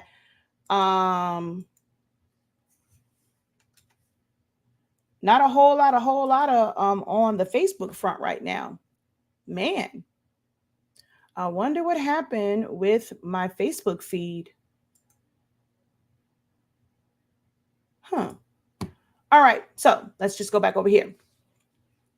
All right, so when you are designing in Canva, like I said, if you use, so this is where, how can I say, it gets kind of confusing for some, right? Because it's showing you all these options. If you're thinking, okay, it's a document, but how documents work and how you can move elements around is different than just having a regular page. Whiteboards, presentations, then social media. And a lot of people kind of gravitate to social media because, that's where we spend a lot of our time at. So when you're just kind of clicking on maybe a template, or you use these and you say, okay, doc, whiteboard, or you go poster or document or Instagram post, things like that, presentation, and you're just clicking on these, you're not thinking about the sizing and it may not be the ideal size. And a lot of these are based off of pixels and most of you guys don't know how to read pixels, right? That's a lesson for another day. I have classes on that. I really teach you guys the things that you really need to know. It's so fun making all the sublimation stuff, making the chip bags, making the X, Y, and Z. But there is just something about really getting to the root of it, getting to the nitty gritty, understanding all of these things about pixels, how to know what the output size of when you put in a pixel value, what is that output size, knowing how whatever size you design it at as far as pixels, when you go to blow it up, why is it blurry, right? So many people are designing for things that are meant to be displayed on a cell phone, on a mobile device, which is a small screen, and then they go and blow it up for a shirt, blow it up for a poster or whatever, and it's blurry. It's because you designed it at a small size. When it came into the printer system, we got it and it was 2 inches tall, 2 inches wide, but you want it to be 13, you want it to be 18, it's going to be blurry. So that is a lesson that is very valuable, and you guys have to take the time. I understand it seems boring. It's going to be an instructor talking to you. You're not going to physically be doing anything other than taking notes, but it's going to help ease the frustrations. You guys are asking a lot of questions in these groups, and this is where you're getting the pushback because those who kind of know these things feel like, well, how are you selling? How do you start a business that is centered around designing and you don't know the foundations or the fundamentals of designing, like how to properly size, right? So that's something that's really, really important. We have an ebook coming out, take a class, but get that information, guys, okay? So here is my recommendation. This is where I recommend, you see all of this stuff here, unless you're going to start with a template. And even then, I recommend still going to custom size and then opening up a window with whatever template and then copying, pasting, because then you'll see how that template really fits to that design size. Okay. So custom size, it's going to default to pixels. You need to change that to inches before you do anything. If you go in and put, let's just say 8.5 by 11, right? It's on pixels. And I change this to inches. The inches for this is 0.089 by 0.115, right? So I'm going to take this back to pixels. So let's say I go in and what a lot of people do, 13 by 19, right? It's on pixels. Okay. If we go to inches, that's only 0.135 by 0.198. So it'll allow you to, actually, I don't even think it'll let you create the design in that size. Let me see. So it has to go up to like a certain one or whatever, a certain number. But it's not going to allow you, it shouldn't even allow you to set up a file in that size because it's going to be too small. So sometimes people will go and do like an Instagram post square, 180 pixels by 180 pixels. If it's 300 DPI, if it depends if it's 100, that can be really, really small. That can be 1 inch in height. But then you go and you want to blow it up to 4 inches, 13 inches, 11 inches. It's going to be blurry. It's not going to fit the right size. So the first thing that you should do when you click on custom size is change this to inches, because that is the like the dimension system. Like that's how most of you guys understand how to size, right? That's the unit of measurement that most of you guys are used to. So you're going to change it to inches, and then you're going to put in whatever it is. If you are purchasing a template from someone, right? It can be for a stole, it can be for a fan, whatever it is, you're going to need to open theirs. You can't really change theirs. I mean, there's a way to resize it. My recommendation is still going to be open up their template, but you need to create a custom size in the size paper that you want it to be in, or just the size that you want it to be in, and then copy and paste it over there. Now, there are going to be some template pages that are sized right to the size of like whatever the thing is, so that, of course, you can put stuff to the edge. You don't have to worry about cropping it, stuff like that. And with those, you have to design it, save it, bring it back in. It's a lot. I understand. It's a lot. So I'm just going to put 13 by 19. So now whatever I design in here, even if it doesn't take up the whole page, if let's say it takes up just to here, right? Well, once I save this as a PDF, as a JPEG, as a PNG, whatever it is going to still save all of this white space, this negative space around it. It is still going to save. That data is going to be there. So when you now go to print this, it's not going to see it as whatever size this is. Okay, so this is 8.1 by 12.5 in height. It's not going to recognize it as 8 by 12. It's going to recognize that saved file as 13 by 19. And when you go to pick your, you go to select your paper for 13 by 19, it's going to be the right size.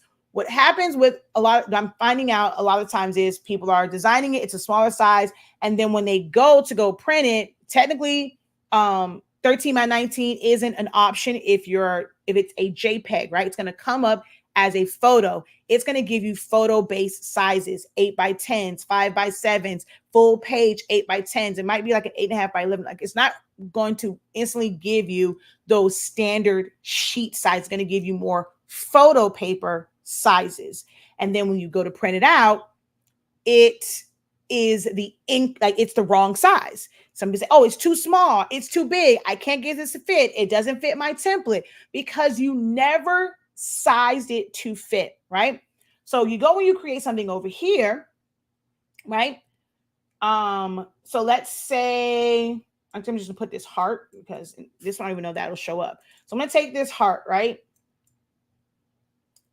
And I'm gonna go share, and I'm going to download it, and I'm going to leave it as a PNG. Some people think, oh, I'm going to adjust this and it's going to change it. No, it's not really going to. I mean, you can, but that's not going, it's still changing from the top to the bottom. It's not changing just this.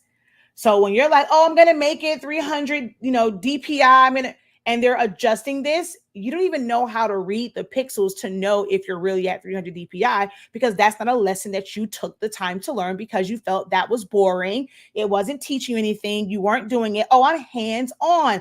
I need to physically be doing it. And then when you get to doing it yourself, it's like, this is not right. So changing this, if your page size is not the size that it should be, is a moot point. It is pointless. It is not going to give you the results that you want. You're going to continue to be frustrated because you did not know this information before today. Now, going forward, you should not have this problem anymore. So I'm just going to go ahead. I'm going to increase it. We're going to save it. We're going to download it. Now, it will make it to where the file is a little bit, there's more data to it. So where once you bring it into a program and you trace it or whatever, or you stretch it out, you're not going to lose quality, but it does not keep it the right size. Make sense? Let me know if I'm making sense to you guys in the chat. All right. Let me know in the chat. I need y'all to communicate with me. Comments help. Talk to me as I'm going through this. If it's resonating with you, if it's helpful for you, like Ms. Dawn, she said, wow, I needed this lesson. I need to see that. My channel needs that. My platform needs that. Interact with me, guys, in the chat. I know it's a lot of information, probably great information. I know some of you guys are taking notes. If you're taking notes, let me know in the chat that you are taking, like, this is noteworthy. The channel actually needs that type of interaction, guys. Like, that's what keeps me going. That's what keeps me doing these live videos. If you guys can't help me, I can't continue to do these, Makes sense? This is helping. Awesome. All right. So this file is up here. It downloaded, right? I'm going to take this, drag it down here to my Silhouette screen. So you see, all of this comes in because that page size was 13 by 19. So it's going to save all of it. And that wasn't even, I guess I forgot to do the transparent part. So I'm just going to download this again, right? I'm going to make sure that I select transparent background this time, download. It's going to save under the same name. And we're going to do the same exact thing. We're going to click and drag down here to Silhouette Studio, bring it in. The heart is the same size, right? So some people don't pay attention. They don't see the white. They just see transparent. They click on it. They're going to make this 10, not identifying the fact that there is a lot of negative space. So when you go and you're making this 12 inches wide, the heart is not, right? And this is going to be for any program. Now with Silhouette Studio, you have to trace and detach. If I were to bring this into, like maybe like Photoshop, if you brought it into there, it can eliminate, like, because it's transparent pixels. So if I go in, is my Photoshop open? It is. So let's just do cancel. Let's just go new. Create.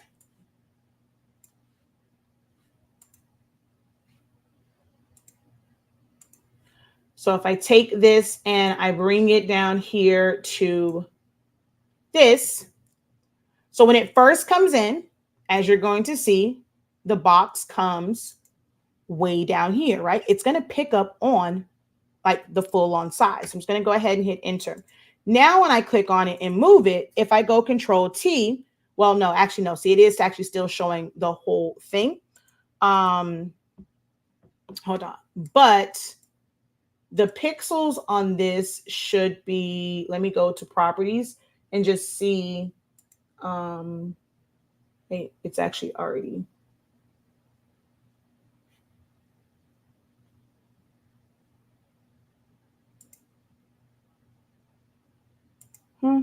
Where are you? Okay, let's just go. Oh, duh. It was on my other screen. As soon as I clicked it, I realized it was on the second screen. I'm going to bring this over here.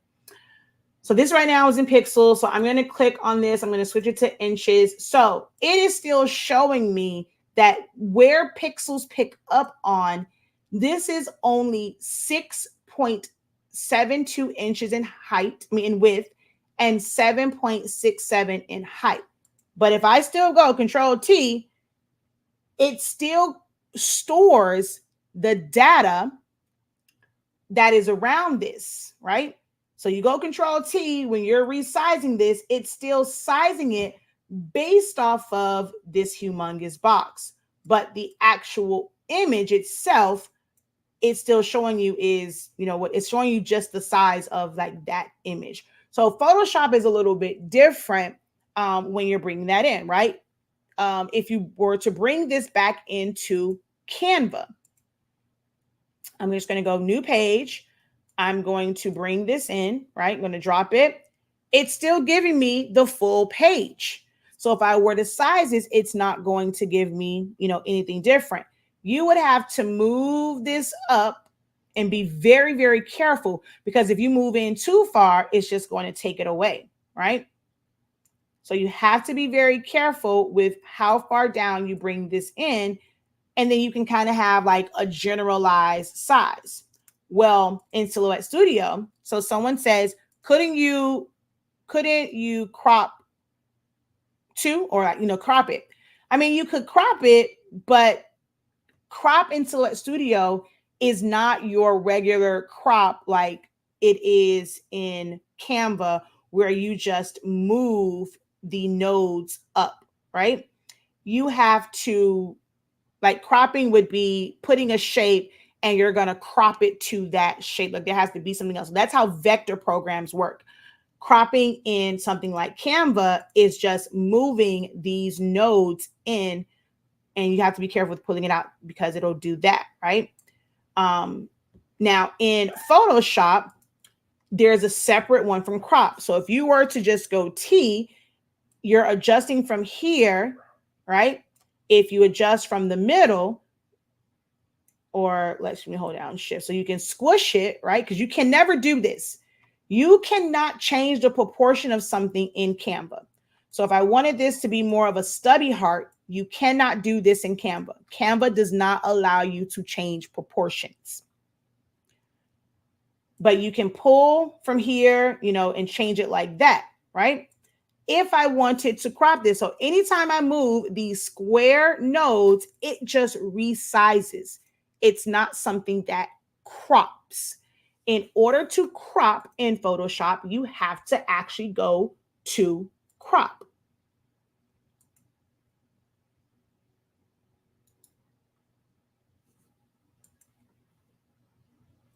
But it's going to do the entire canvas. This is where things like your smart objects, because you're not cropping the image itself. Crop will only crop the canvas. If you're wanting more information about Photoshop, how it works, our Photoshop training starts next week, Tuesday, the 21st is the first day of our Photoshop class live via Zoom. Next week, Tuesday, you can go and enroll right now. Start watching the videos from before. If you were in the Essentials of Photoshop last year or 2 years ago, you get to attend the new Zoom sessions, no additional charge, okay? So if you crop this, I'm just going to crop one side, you're changing the canvas size. So it's still not changing this box, right? Because if I go Control T, my box is still there. The only way to shrink this is either to put it as a smart object, adjust it there, bring it back in, rasterize it so that the data now contracts. Or you would have to create a selection for it, fill that in again with black, and then it will be to the smaller size. But if you were to go in and crop this, you would make your canvas a smaller size. And now anything else you bring in, like, you're not going to see it. Like, you have to. So there's a lot. I know it's a lot. I'm not sure if I'm making sense to y'all, but there is no like easy crop. This is one of the reasons why I'm always saying people don't give Silhouette Studio enough credit for how easy it can make your life. So in Silhouette Studio, you go in, you go to trace, select trace area, You place your box. It's going to fill it in. You go trace and detach.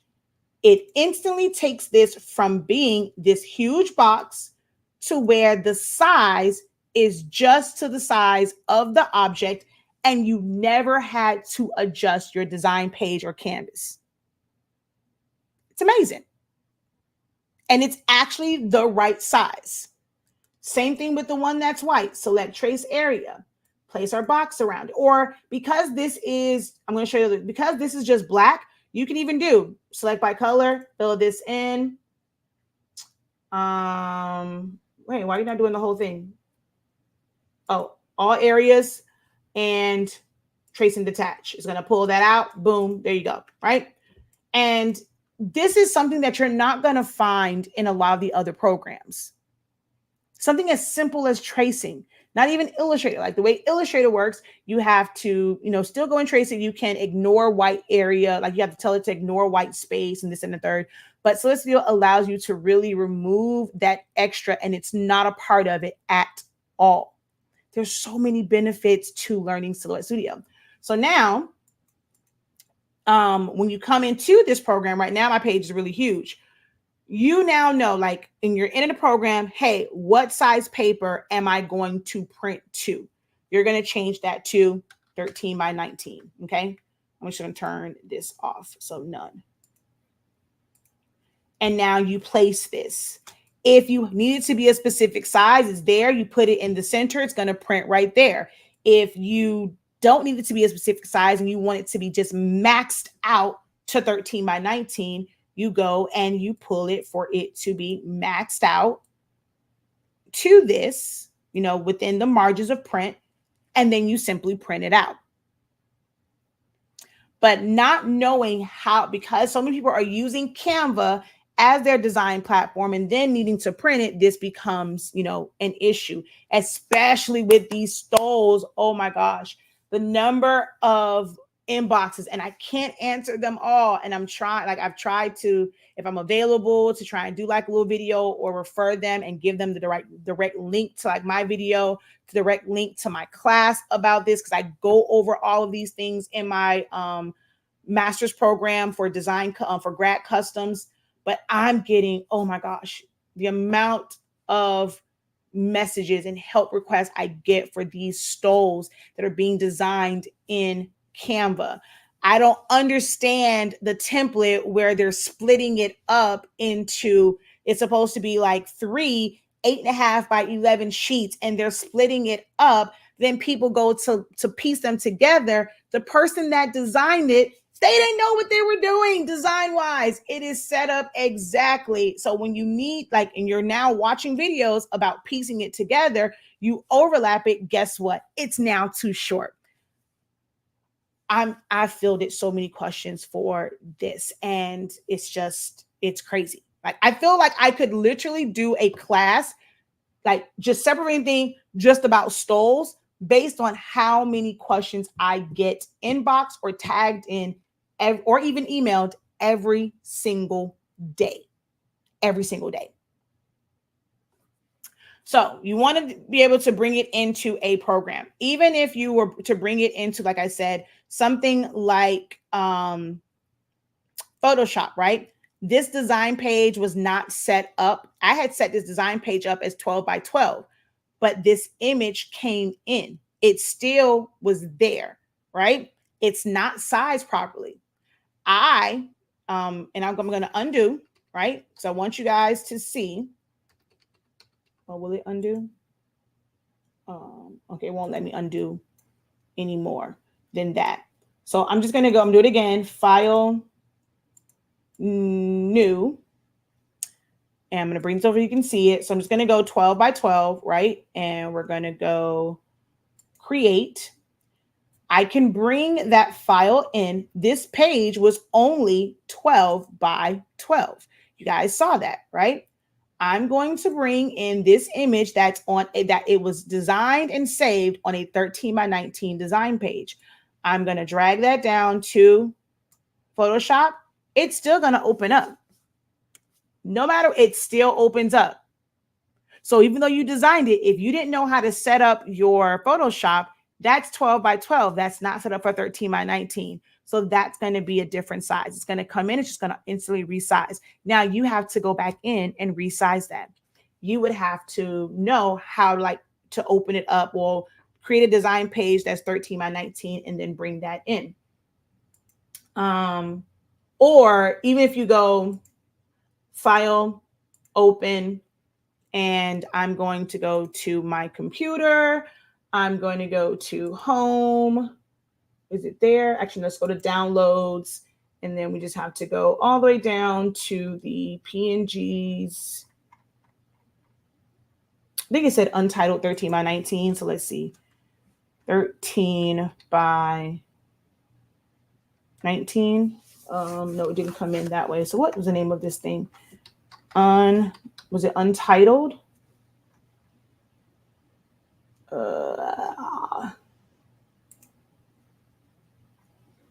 What was the name of this thing from here? Yeah. Oh, untitled design 18. Okay. So why is it not coming up?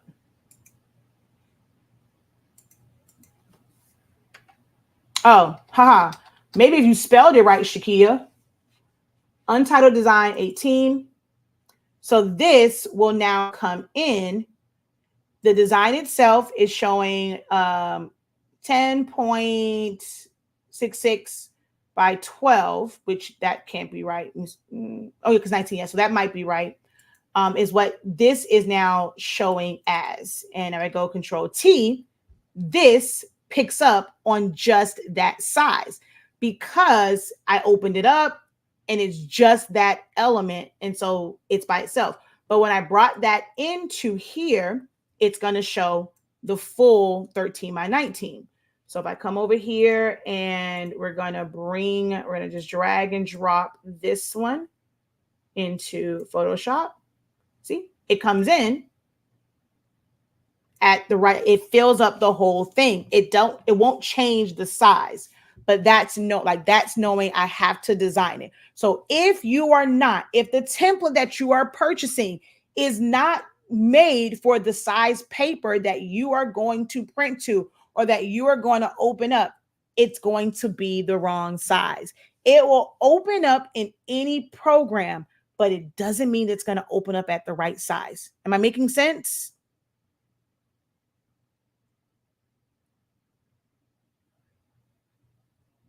Okay.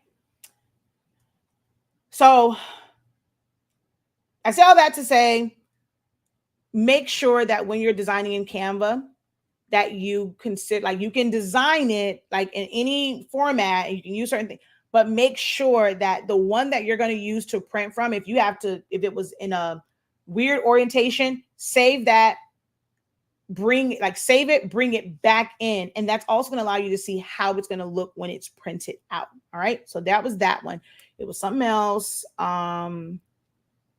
About proportions. I might have to because I'm already at 1 hour and 37 minutes. I did not want to get to 2 hours because I'm supposed to be designing, y'all. I'm actually sacrificing my design time right now to be able to share these things with you guys. Let's see. Is Silhouette Studio still on sale for $103? Yes, it is. $103.65. It is. Yes, I want all that knowledge. And sometimes you have to pay. All free things, not good, but I don't expect for someone else to be free. I love trace and detach.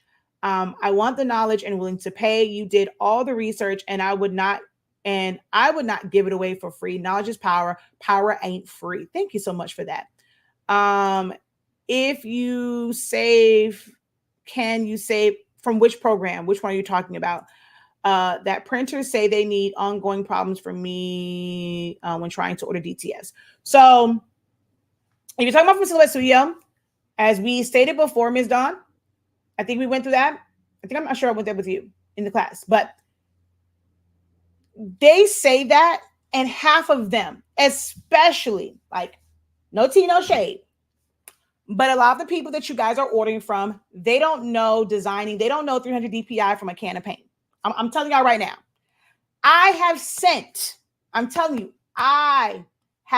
designs to certain, I tried different people. I actually saved it at 400 DPI because the smaller design, I saved it at 400 DPI. And they told me that it was incorrect because they did not know how to open it up. You have so many of them who won't accept a PDF, but they don't understand how it's supposed to be set up. Like they don't, like I go and I save it as a PDF in Silhouette Studio. I open up in Photoshop. I've had to make a video and say, you still have to go through Photoshop to set your spot color. You can't just take it into your RIP software. You have to go in, click, do all these things. So if I send this to you in a PDF format, guess what? You just open up, it's actually saved. It's going to save you probably ink and film, because it's going to be compressed to the exact size it needs to be. So you're not wasting film. I don't say ink because it's going to be the same, but you're not wasting film. And you're still charging me for that amount, but you know, I went on there, invoiced it, paid for, let's say, 48 inches of film, but my design really only took up 45. When you go and it takes away all the extra transparent pixels, you charge me for 48. Your print's only going to print up to 45. You're instantly saving money there. So I had to literally go through this with a company. They don't know because it's trending. People want to just jump into it. They want to start selling transfers because that's the big thing now. Everyone's telling them that's how you make money, sell transfers. They're seeing everyone selling transfers on TikTok, whatever. They just go and get a printer, they convert it, and they don't know the first thing about any of this. And they're just screaming out 300 DPI because that is what someone told them. If I design my file at the exact size and I only use 100 DPI, it's the resolution is still going to slap. It's still going to be correct. It doesn't have to be 300 if I designed it properly and I designed it to scale. 300 allows you to easily rescale it without losing resolution. But if I designed it to scale, it can be at 300 DPI and I'm not going to get any blurriness, no pixelation. It's going to be the same. These people don't know this. That's why everybody should not. You have to really, really vet these people that you're ordering transfers from, because they're going to have you feel like you're doing something wrong. Now, I do not recommend, if you are saving your designs from Silhouette Studio as a PNG, it's going to appear that it is pixelated because you're going to end up with gray pixels. The middle part will be perfect, it's going to be beautiful, but around the edges, you're going to end up with white because it will save it with gray pixels around it. And when they do their thing, it's going to pick up on it. So you don't want to do that. You want to save it as a PDF.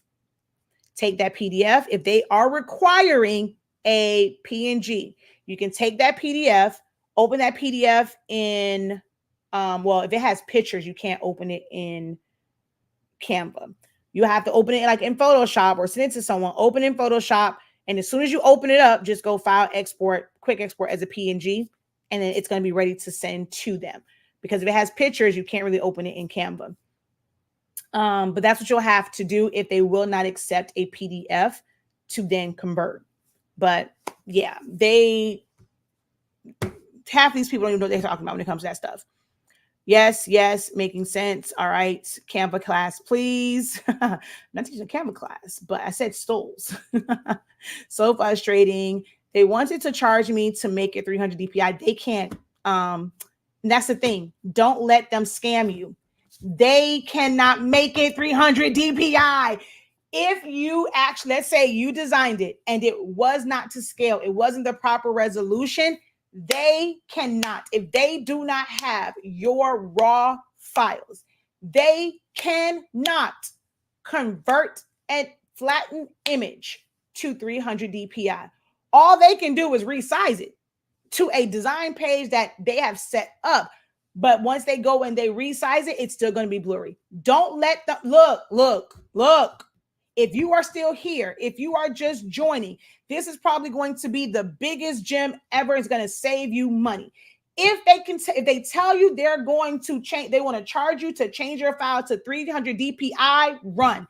Cancel your order. Thank you, but no thanks. I'll go with somebody else. They don't know what they are doing. If they don't have your raw file that is layered, all the things, they cannot. They cannot. There's no way. If they do it, what they're going to try and do is go to some of these AI apps that will so-called clear up your image and Don't Run. Run. Exactly. Run. Run. They're trying to take your money and it's still going to come out wrong. That will probably be the biggest tip for anyone that's watching now, or if you have made it this far into the playback of this, that is probably out of everything that I said, if you are interested in doing DTFs, that is going to be the biggest gem for you. If they tell you that, run. Run. She says, I ran. You saved me. She said, that's what I did. Moved on to another DTF maker. Exactly. They cannot make it 300 DPI if you saved it in another format. If it wasn't scaled properly, they're just going to go bring it in there and they're going to just like rescale it. That's not 300 DPI has nothing to do with the size of something. That's the problem. Like they're going and they're saying what they should say. I'm going to give y'all this, which is actually going to be in the ebook for DTF, like the real deal on DTF. What they should tell you. If you don't know how to do, I'm going to give y'all this. If you don't know how to convert pixels. If you are designing something and let's say it is a yard and their printer prints out 22 inches, they're telling you that your design can be up to 22 inches wide, however long, right? So let's say they start at a yard. That's 22 by 36. Okay. Y'all ready? Let me know if you're ready. I need y'all to write in the comments, ready. If you're ready for this gem, this is worth its weight in gold. Let me know if you're ready.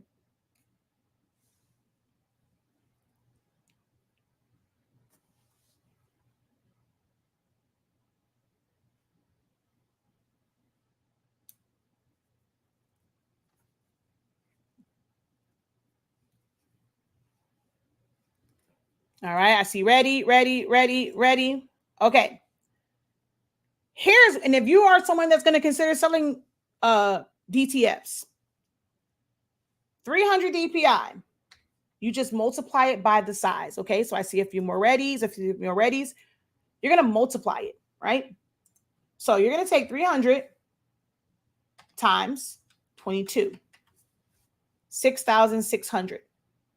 You're going to take 36 inches times 300, 1080. Well, 10,800, right? That is what number they should be telling you. If you're going to go do this, your total size of your design should, if they want it to be 300 DPI, it should equal to 6,600 pixels by 10,800 pixels. When you go and you look at that file, you're looking at the resolution on it. Whenever you go into your design pages, if you click on something that is, let's close out of that. Seriously?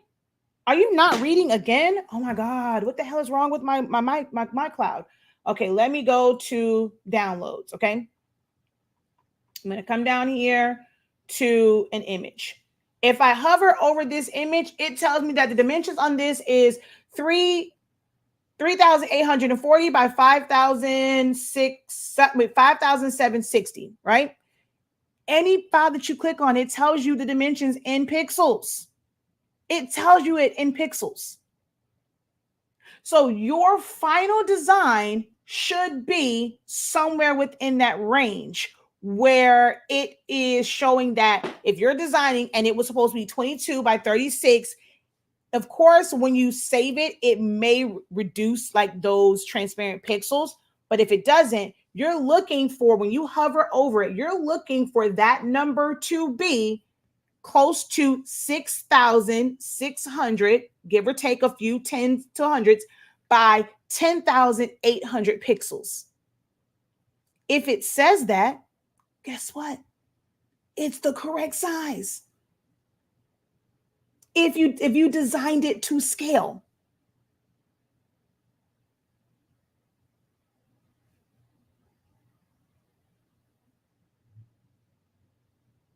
So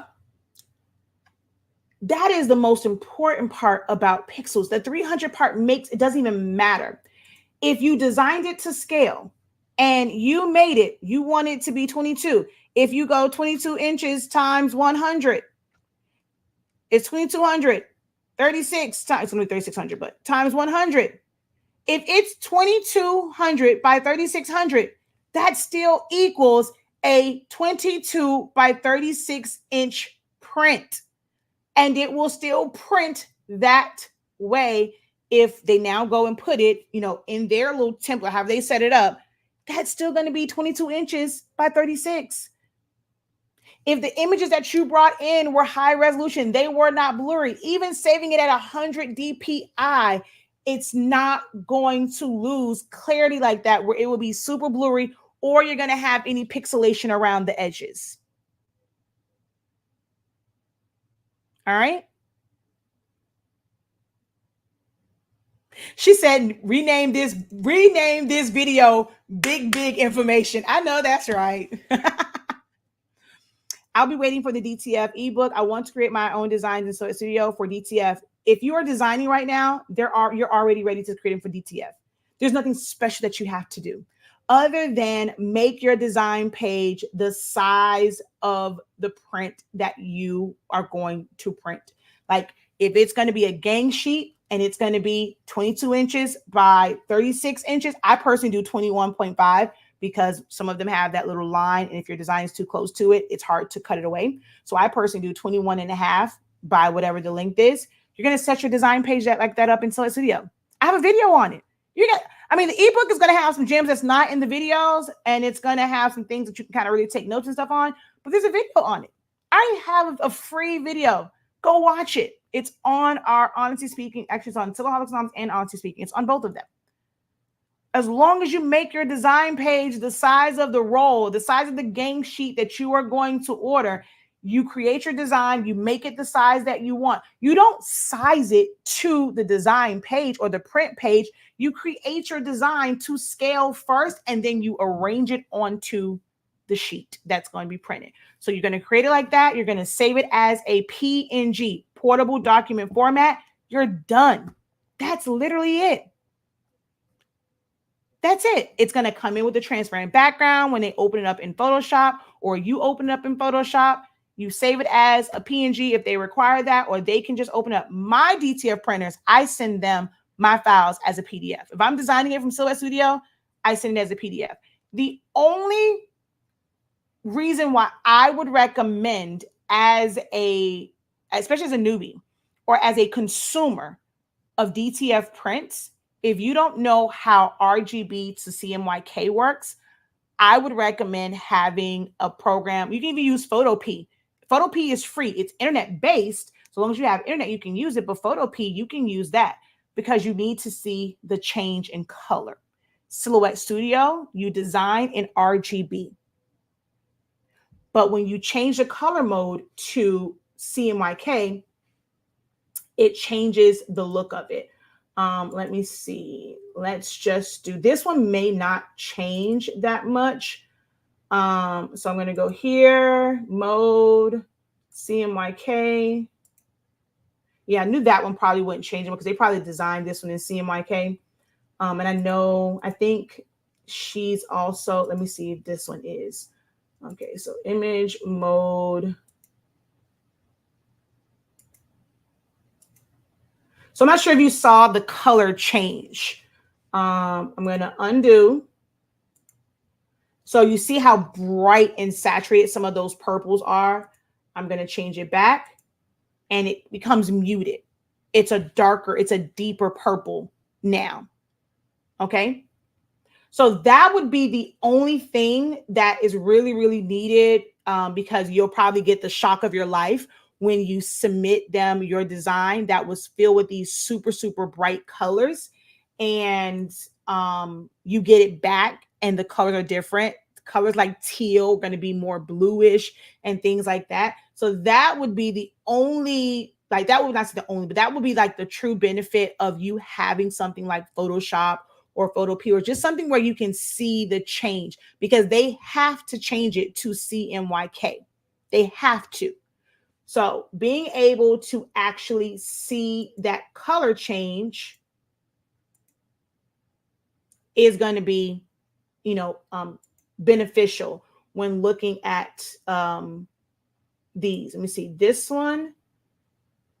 Edit image.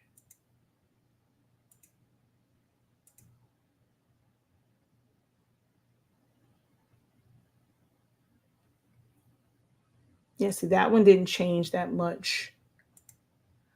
And my cloud isn't working right now. Let's see if this one will change. Oh. Yeah, this one didn't as much. Yeah, it's certain ones that, because these were not done in Silhouette Studio, so it's not really showing the change because these weren't. But I can't get access to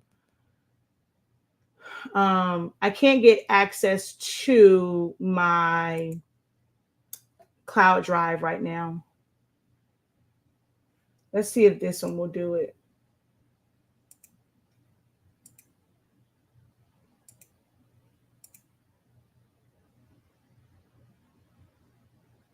Yeah, you saw that change.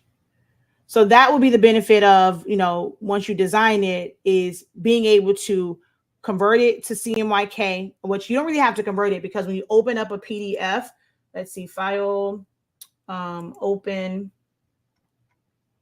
I'm just going to open up this one. This is from a class. So when you open it, oh, well, this one didn't allow me to do it. But normally it'll come in and it'll tell you like the mode RGB or CMYK. Oh, this I think was saved from Canva. That's why. But it'll ask you, like, you'll see it and you can just automatically change it to CMYK. And then when it opens up, it's going to have the color change to it.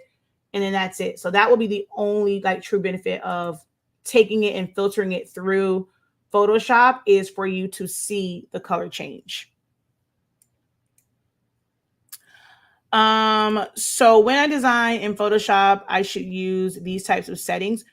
Design for what? For DTF? Yes, you should be going to, I mean, are you meaning like the sizing settings or the color mode settings? I'm not sure at what point that question came in. Oh my gosh, really? I didn't know. I thought when they said 300 DPI, it was good. No, you can have something that's a horrible quality, but your design page is set up at 300 DPI, and it's still going to be blurry and pixelated. I have to watch. I still can't set up a gang sheet. Geez, I'm not listening. You have a lot going on. You got to take better notes and organize the notes better. I just did the size sheet and slid the bar in Canva, and the math was math in LOL. Thanks, Professor. Yay! I haven't been on for a while. The Professor is coming out with an ebook. I'm finally going. I actually have 4 different ebooks I'm working on right now. Another big tip, color change. I purchased Silhouette Business Edition a while ago, but I'm so used to Cricut Design Space that so is intimidating to just go in and learn. Do you have an easy to learn manual for us boomers? So I'm not sure what you mean. Okay, what do you consider easy to learn? Me personally, the way that I teach it, it is taught over, the original one is taught over the course of really 25 days. And then we have additional days of like Q&A and design tips and stuff like that. And then we did a 13-week refresher. And then we're going to do the 13-week refresher again starting in July, the 3rd quarter of the year. So for that entire 3 months, July, August, September, we are going to go through the refresher again. So it is a lot. There is no like, okay, I can learn it in like 10 minutes. I can learn it in a day type situation. So to me, that is going to be the easiest route, is to get into one of my classes, get into a couple of my classes is going to be the easiest way. But the Essentials of Silhouette Studio is going to be the best way. It's going to be the best option for really, really learning the program and realize that it's really not that intimidating. That's my problem. What colors will come out? I print CMYK charts and they did look different. Yeah, they will look different from your RGB. So that's one of the things you want to do. You want to print out a chart in CMYK And when you're filling in colors, you want to use those color codes from that color chart to ensure that when you send them off for DTF prints, it's going to be the color that you are expecting. So it all depends. Like, so I don't necessarily size in pixels all the time. Now, if you wanted to, you can, but like she said, for Canva, when you move the slider, the math is mathing, right?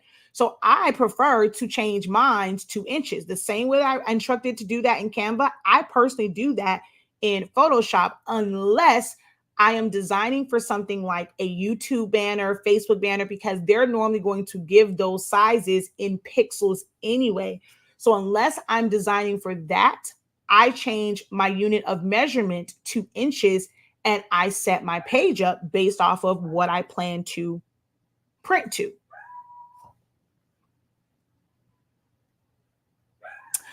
So, I mean,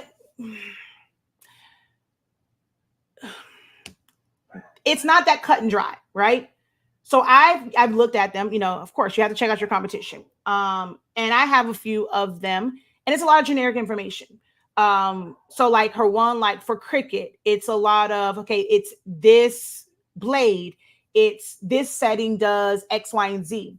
And in Cricut, it's a little bit different. You kind of explain slice and things like that. But with Silhouette Studio, it is a little bit more detailed because I teach it from graphic designing.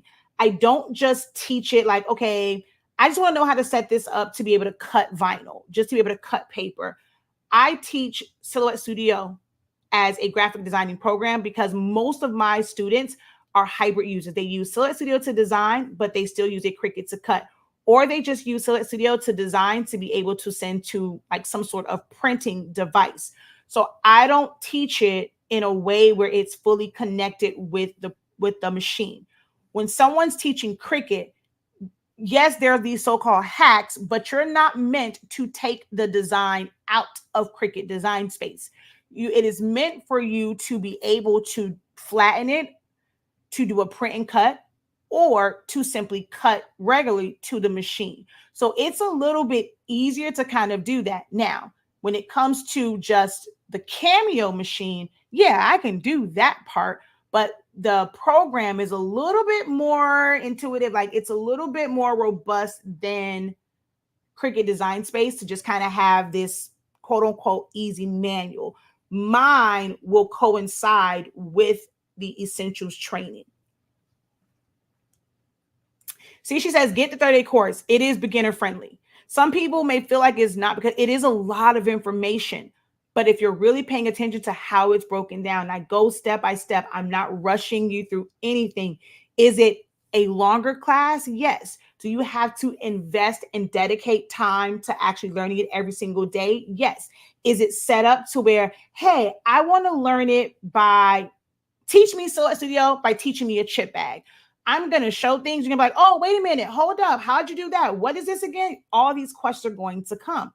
So I teach the program and then I teach designing. They're two different things. They are not the same. Learning a system and learning to design are two different things. So should I send my RGB color chart to the vendors so I would know how the color? Yes. So if you send them like the color chart from us, if you send it to them, when they open it up in Photoshop, they're gonna change it to CMYK mode. And when they print it out, you're gonna notice that it's gonna be different colors than the Sublimation one that you did.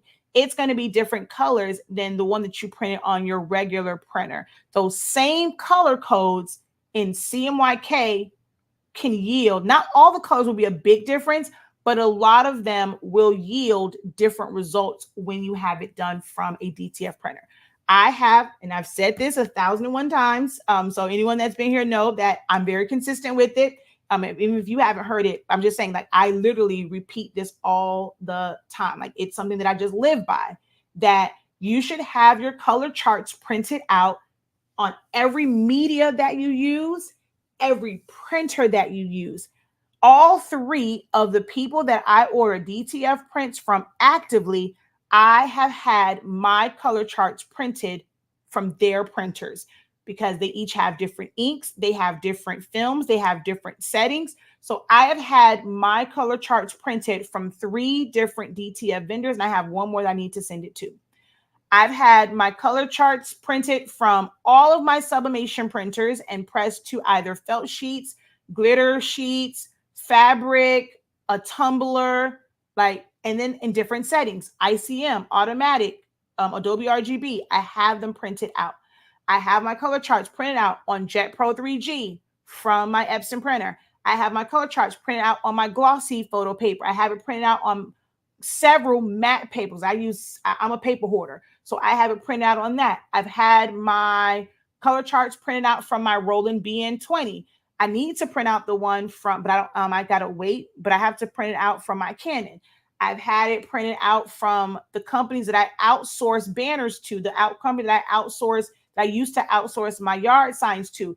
They have printed out from their particular printer that they use because they might be using third-party ink or whatever. I need to know. So I literally have my color charts printed out on every single media that I use from my Roland. I printed out on my glossy vinyl, my matte vinyl, my Easy Weed, my color print Easy Weed, my color print, the one with the color block on it, everything. I have 1,000,001 color charts in my house.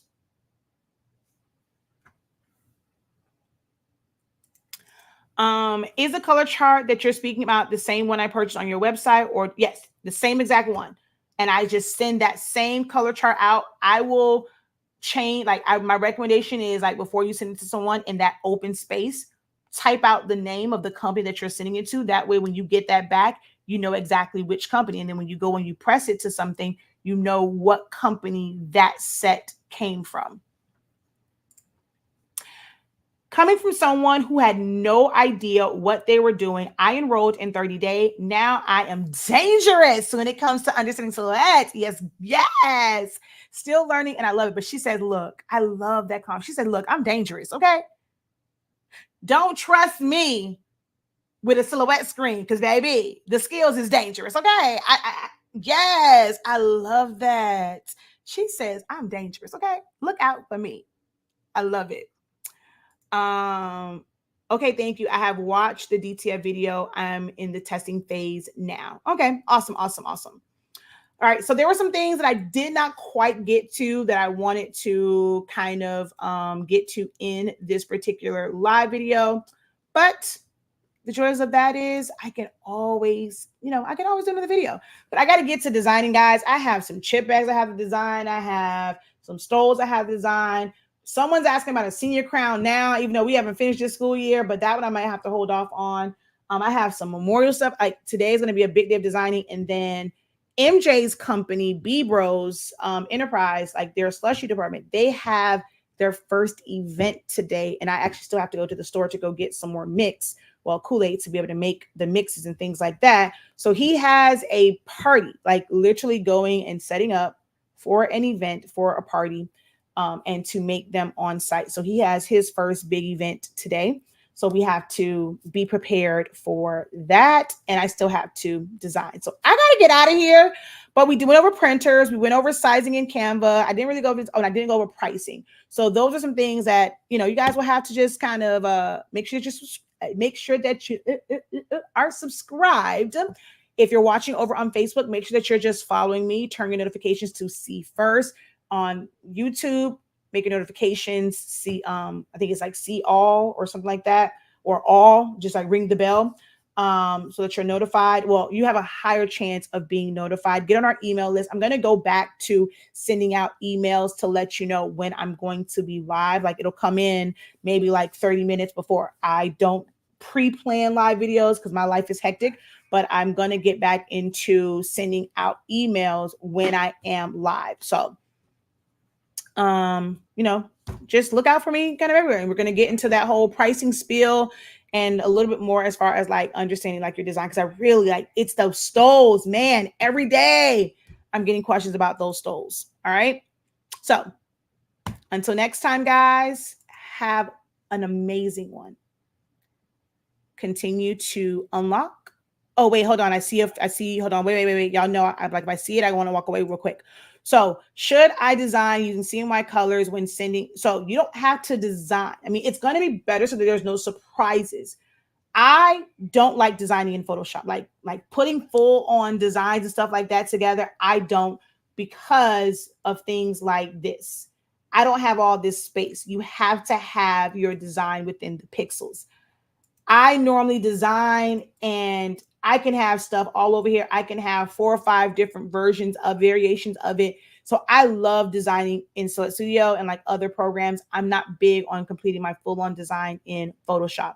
I know how to use it. I teach Photoshop, but I personally don't design. Some people love designing just in Photoshop. I'm not that girl.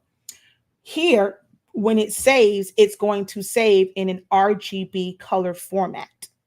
But for DTF, they have to convert it to CMYK.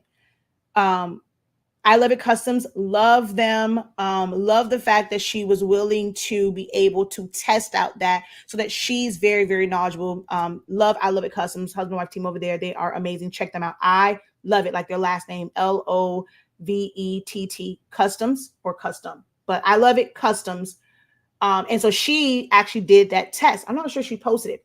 So I ended up sending something, and when she didn't convert it and she did it in RGB, it messed up everything. So the RIP software, you have to have that color mode on it. If not, it throws everything off. And she actually ran that test to be able to see, like, why, like, it's not just a, hey, when I got this, they told me you have to do CMYK. We were together.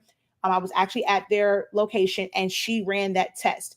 She printed it, she took it, tried to do it in CMYK, and then she tried to leave it as RGB, and it just did not work. So they have to convert it. So if you don't want to be surprised about the color output, even if you design it in Silhouette Studio, you want to take it into Photoshop, you want to take it into maybe Photo P, because that is a free one. Even if you do like Affinity and you want to convert that to CMYK so that you can see the actual colors it will print out, because super, super bright colors will be muted and you're going to feel like it's not the right color. Like that's not the color I was looking for, but that's because they have to convert it. Is the DTF video on YouTube? It's on YouTube. Oh yes. And I mean, and he is soaking it all up. He's not worried about competition. Those who are in which class was that? Was that the grad customs, or was that one of my classes that was like an extended one? They all know, because they were a part of, when we kind of went through some of the study hall set, or was it essential study hall? It was one of those. And they were privy to the drama of the competition down the street, and just hearing kind of like how he handled it. Like, so if you're in that one, you kind of get to see some behind the scenes and just hear that. And it has even, I have to give them an update, because it's gone on past that. Because he was like, Mommy, he worried about the neighborhood kids. He act like I care about him, like, people going to him, because all he care about is neighborhood kids. Like, I'm building a real business. I'm building a full-on business and doing this, that, and the third, like the plans that we have for the summer. So he was like, he can have these neighborhood kids. And he said out his mouth, they was just testies. Like, we were just testing the formulas on them. Baby, my son is on it. He understands that you have to do things like that. So we've used them. Like, we know what flavors they like. They've let us know like what was too sweet, what was this, what was that, because we're not just selling to the neighborhood kids out of our garage. Like, eventually his formula, his slushy mix, all these different things for other people to set up businesses and franchise, like that's the level that he's on, along with his mom. So it's like, you can have these kids, you can have these folk with their little, traditional frozen cups. But what we're doing over here is it's a full-on business. And my son understands the whole full-on business part of it. He understands about separating money for savings, separating money for re-up of supplies. Then of course the money that he gets paid out. So he actually goes and himself, he separates his money out for the business expenses. And then like from business, like the taxes stuff is taken from that. the money that's for savings, like for him, and then the money that he spends. So yes, we teach entrepreneurship the right way over here. Okay. They know about the fact that when we started out, we set up everything, his emails, his domains, his emails, his separate bank account, like literally set it up the right way the first time around, instead of like, okay, well, I just want to start out, I'm going to just kind of put it at co-mingling funds. No, we don't do that. So it's amazing. It's an amazing journey to just see him flourish and just really embrace what entrepreneurship is and what it is to have a business, and understand that there's going to be a lot of tasks that you don't make money for, which is why you have to price accordingly and stuff like that. So it's amazing. I'm loving passing this love of entrepreneurship on to my boys, and even the little one. And I'm not talking about the one that turns 13 on Monday, y'all. Okay, wait, pause, y'all. I'm going to have a whole flipping teenager come Monday. MJ will be 13. But the little one that just turned 6, he knows when it comes to his menu, his this, and like when we don't have certain ones, he knows how to upsell. He talks them to, like, they may come here and they want a certain flavor. We don't have it. If we already have some made like up in the freezer, he's going to upsell them, talk about like the 6-year-old. OMG, like it's not just the 13, the 6-year-old understands like business. And it's amazing to see my boys in this whole entrepreneurship, like just be bosses. Like they're mini bosses. Like it's amazing. So yeah. All right, y'all. I'm gone for real this time. Until next time, have a great one. Don't forget that the 8.5 by 14 and 11 by 17 paper is discounted for grad season. No code required. It's going to automatically add that grad season 24% off to your cart. So 8.5 by 14, 11 by 17. I will be back. I got to get a little bit of designing in. I have to run to the store to go get some supplies for this event that he has to do. But I'll be back. That stole one, even though I have a class, I just want to, it's just so many people who are using Canva and who are struggling, and it just bugs me because I'm like, that's someone's special moment with their stole. So I will be back sometime this afternoon, this evening, to talk about stole. So make sure that you guys just follow me. All right. Until next time. Peace.